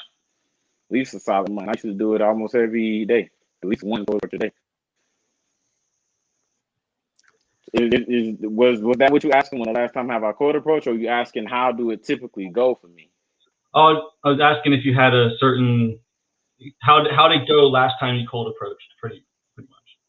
What I want to say the last time I got rejected, my last code approach. One before that I got a number, but the last one was some badass cougar that she was every bit of 30, but bad. I live in Atlanta, so there's a lot of good looking women out here. sometimes I walk up to women that I notice out my league. So I expected the rejection, but I'm a dude who not scared of it. Bitch, you gotta reject me. I'm sorry, you know what I mean? Because even if females I thought they was gonna reject me, and I walked up and I got her number, and they still, good friends to this day. You don't know what's gonna happen when you walk up to people. You know what I'm saying? Not even just for dating. That's just, that's a life trait. You know what I'm saying? Going Yeah, a lot through code approach. probably more times than not, like it's you're probably like most people here probably facing rejection if they were to cold approach like that. That's kind of like the norm. So I'm curious, is there a certain level of like status or money or whatever it is? Is there a certain level at to which cold approaching doesn't exist anymore? It's all choosing signals. Yeah, when you get, I'll say LFA is a good example of that. He's him, AMS, stuff is cold. A lot of guys there's single digit body fat numbers, top of their game. You feel what I'm saying? They'll tell you they're safe. They said in every video, women come to me. You feel what I'm saying? Like I don't have to. They probably had times where they have to hunt the women when they have to do that. But when you put that work into yourself and you get lean, you get resources, you build yourself up. Yeah, it gets easy. It gets to a point where women kind of hunt for you. You feel what I'm saying? You go from being the hunter to the hunted. Of course. I think that especially changes with age. Yeah, women value men of higher age. Well, the tables turn. I don't know about that one. They have women have most of their value when they're younger. Men have to, build themselves up with their career. I agree and disagree with that, man. I agree and disagree. I'd say I'm 39. When I turned 30, everything changed. Suddenly it was more about defense than offense. Mm-hmm. I feel like that comes with like when you're in your like 18 or 20s, when you're still pretty young, you still have to establish that the come up. Really, you're still you don't know who you are yet. Yeah, you're still finding out like what you're trying to do. You haven't really established yourself, like I just said. Like the looks, money, status. I'm guessing you guys believe. I'm guessing you guys believe in the term. A man's value is strictly resources. Is y'all a believer of a man's value is strictly resources, and a man don't get resources until he's like older? Is that kind of what y'all believe? No. That's not where his value. Oh, go ahead. Not holistically. I mean, that's a. I'm gonna strongly disagree with you. Like I just want to hear. I'm gonna strongly disagree with you. Hold on. Can I talk for a second? In the sexual market, it's a lot more than that. You have to be attractive. You have to have game, looks, money, and status, and all that stuff matters. Attraction's gonna matter. Attraction's gonna matter. Right, but in the real world, so it's a big it's more than just the dating market. So money and resources is what's going to help you climb dominance hierarchies. Like if you don't have the money and resources, you're not going to be a powerful person. You're not going to be well respected in your community. So you have to have that stuff. When you have that stuff, women are naturally going to gravitate towards you because of that. But you still have to be physically attractive if you want to get them aroused. You still have to have game if you want to get them aroused.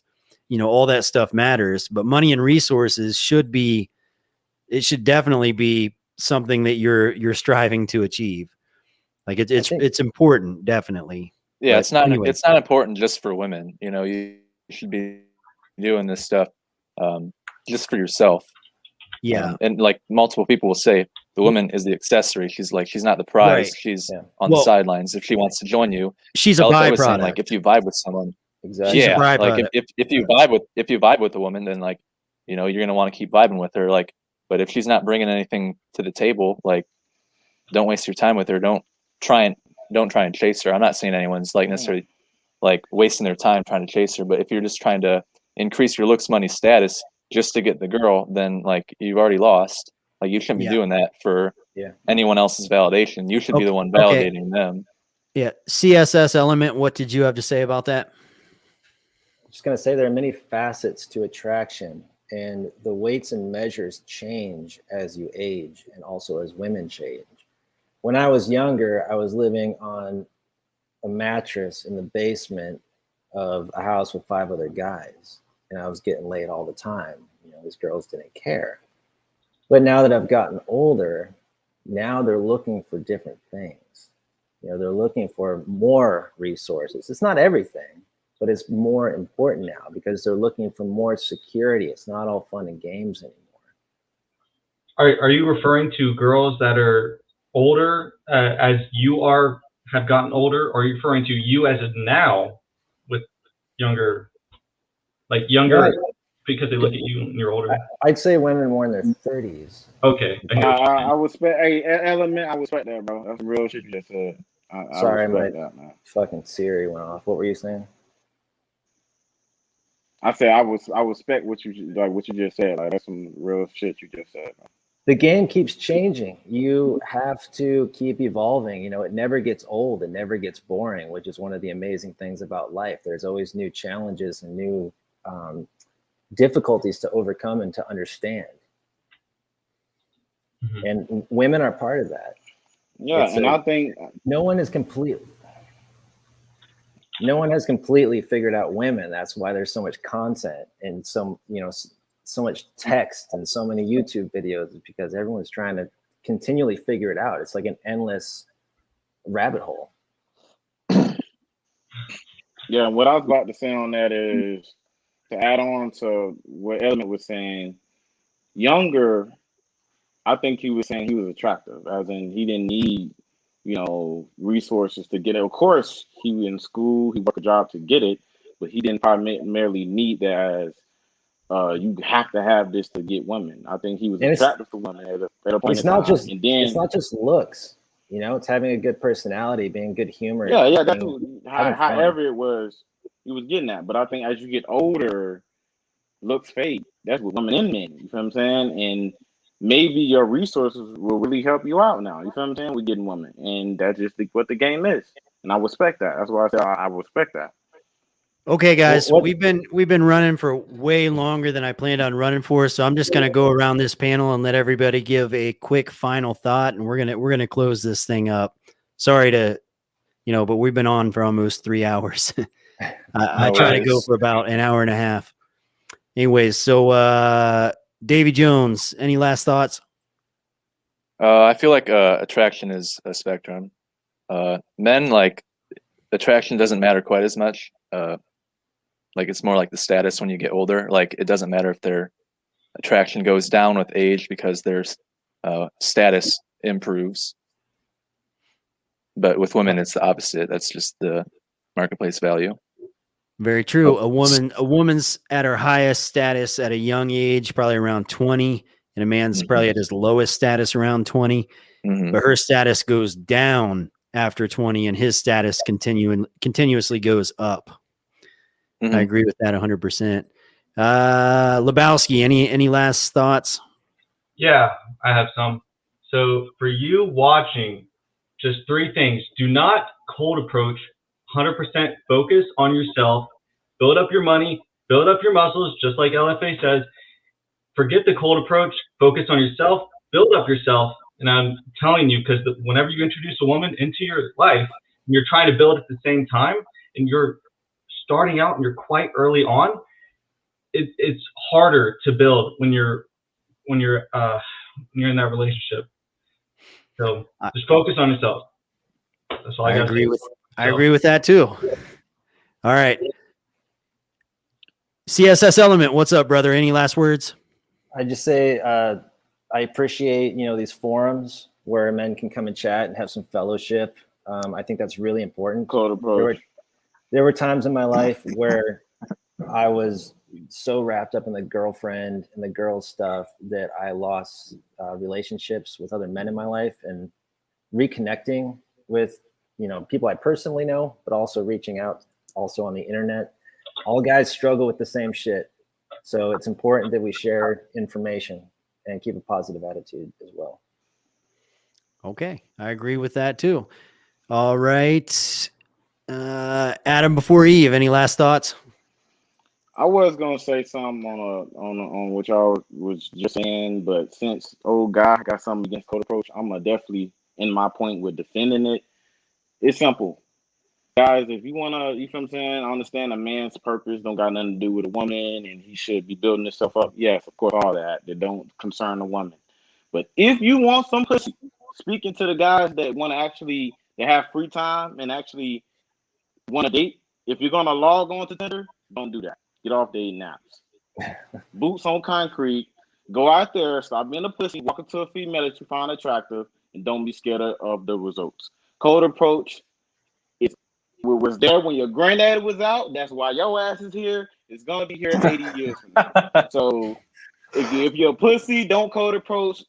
Listen to whatever the third guy was saying about don't cold approach guys like that. You're scared to talk to women. Yeah, don't cold approach if Man, you have nothing. speaking, You have nothing. Don't cold approach exactly. if you Yeah, have of course. If you're not attractive, you don't got no money, none of that. Of course, don't cold approach. Yeah. You know your eyes and nothing like that. Don't show that desperation. If you're going to be on dating apps, cold approach. You better off cold approach is what I'm saying. If you're going to date and use dating apps as a, like, you know what I'm saying, some shit you're gonna use. LFA, good show, man. I wish I had way more to give you than that what I gave you, bro. Next time I came up and definitely have a $100 super chat at least, bare minimum, bro. You a general in this red pill space, and I fuck with you, bro. I'm out. Hey, thanks, man. Thanks for coming on. This has been a fucking shit show with no organization. Everybody's just been arguing. We're gonna have to work this out better next time, but I'll try to have people on like this and have a good conversation with a lot of people. This is. But we're gonna have to make it more organized and better flow next time. Anyways, thanks everybody for coming on, and I am ready to wrap this one up. So that is it. And thank you guys for watching the show, and we're going to close this one out. So LFA out. Peace out.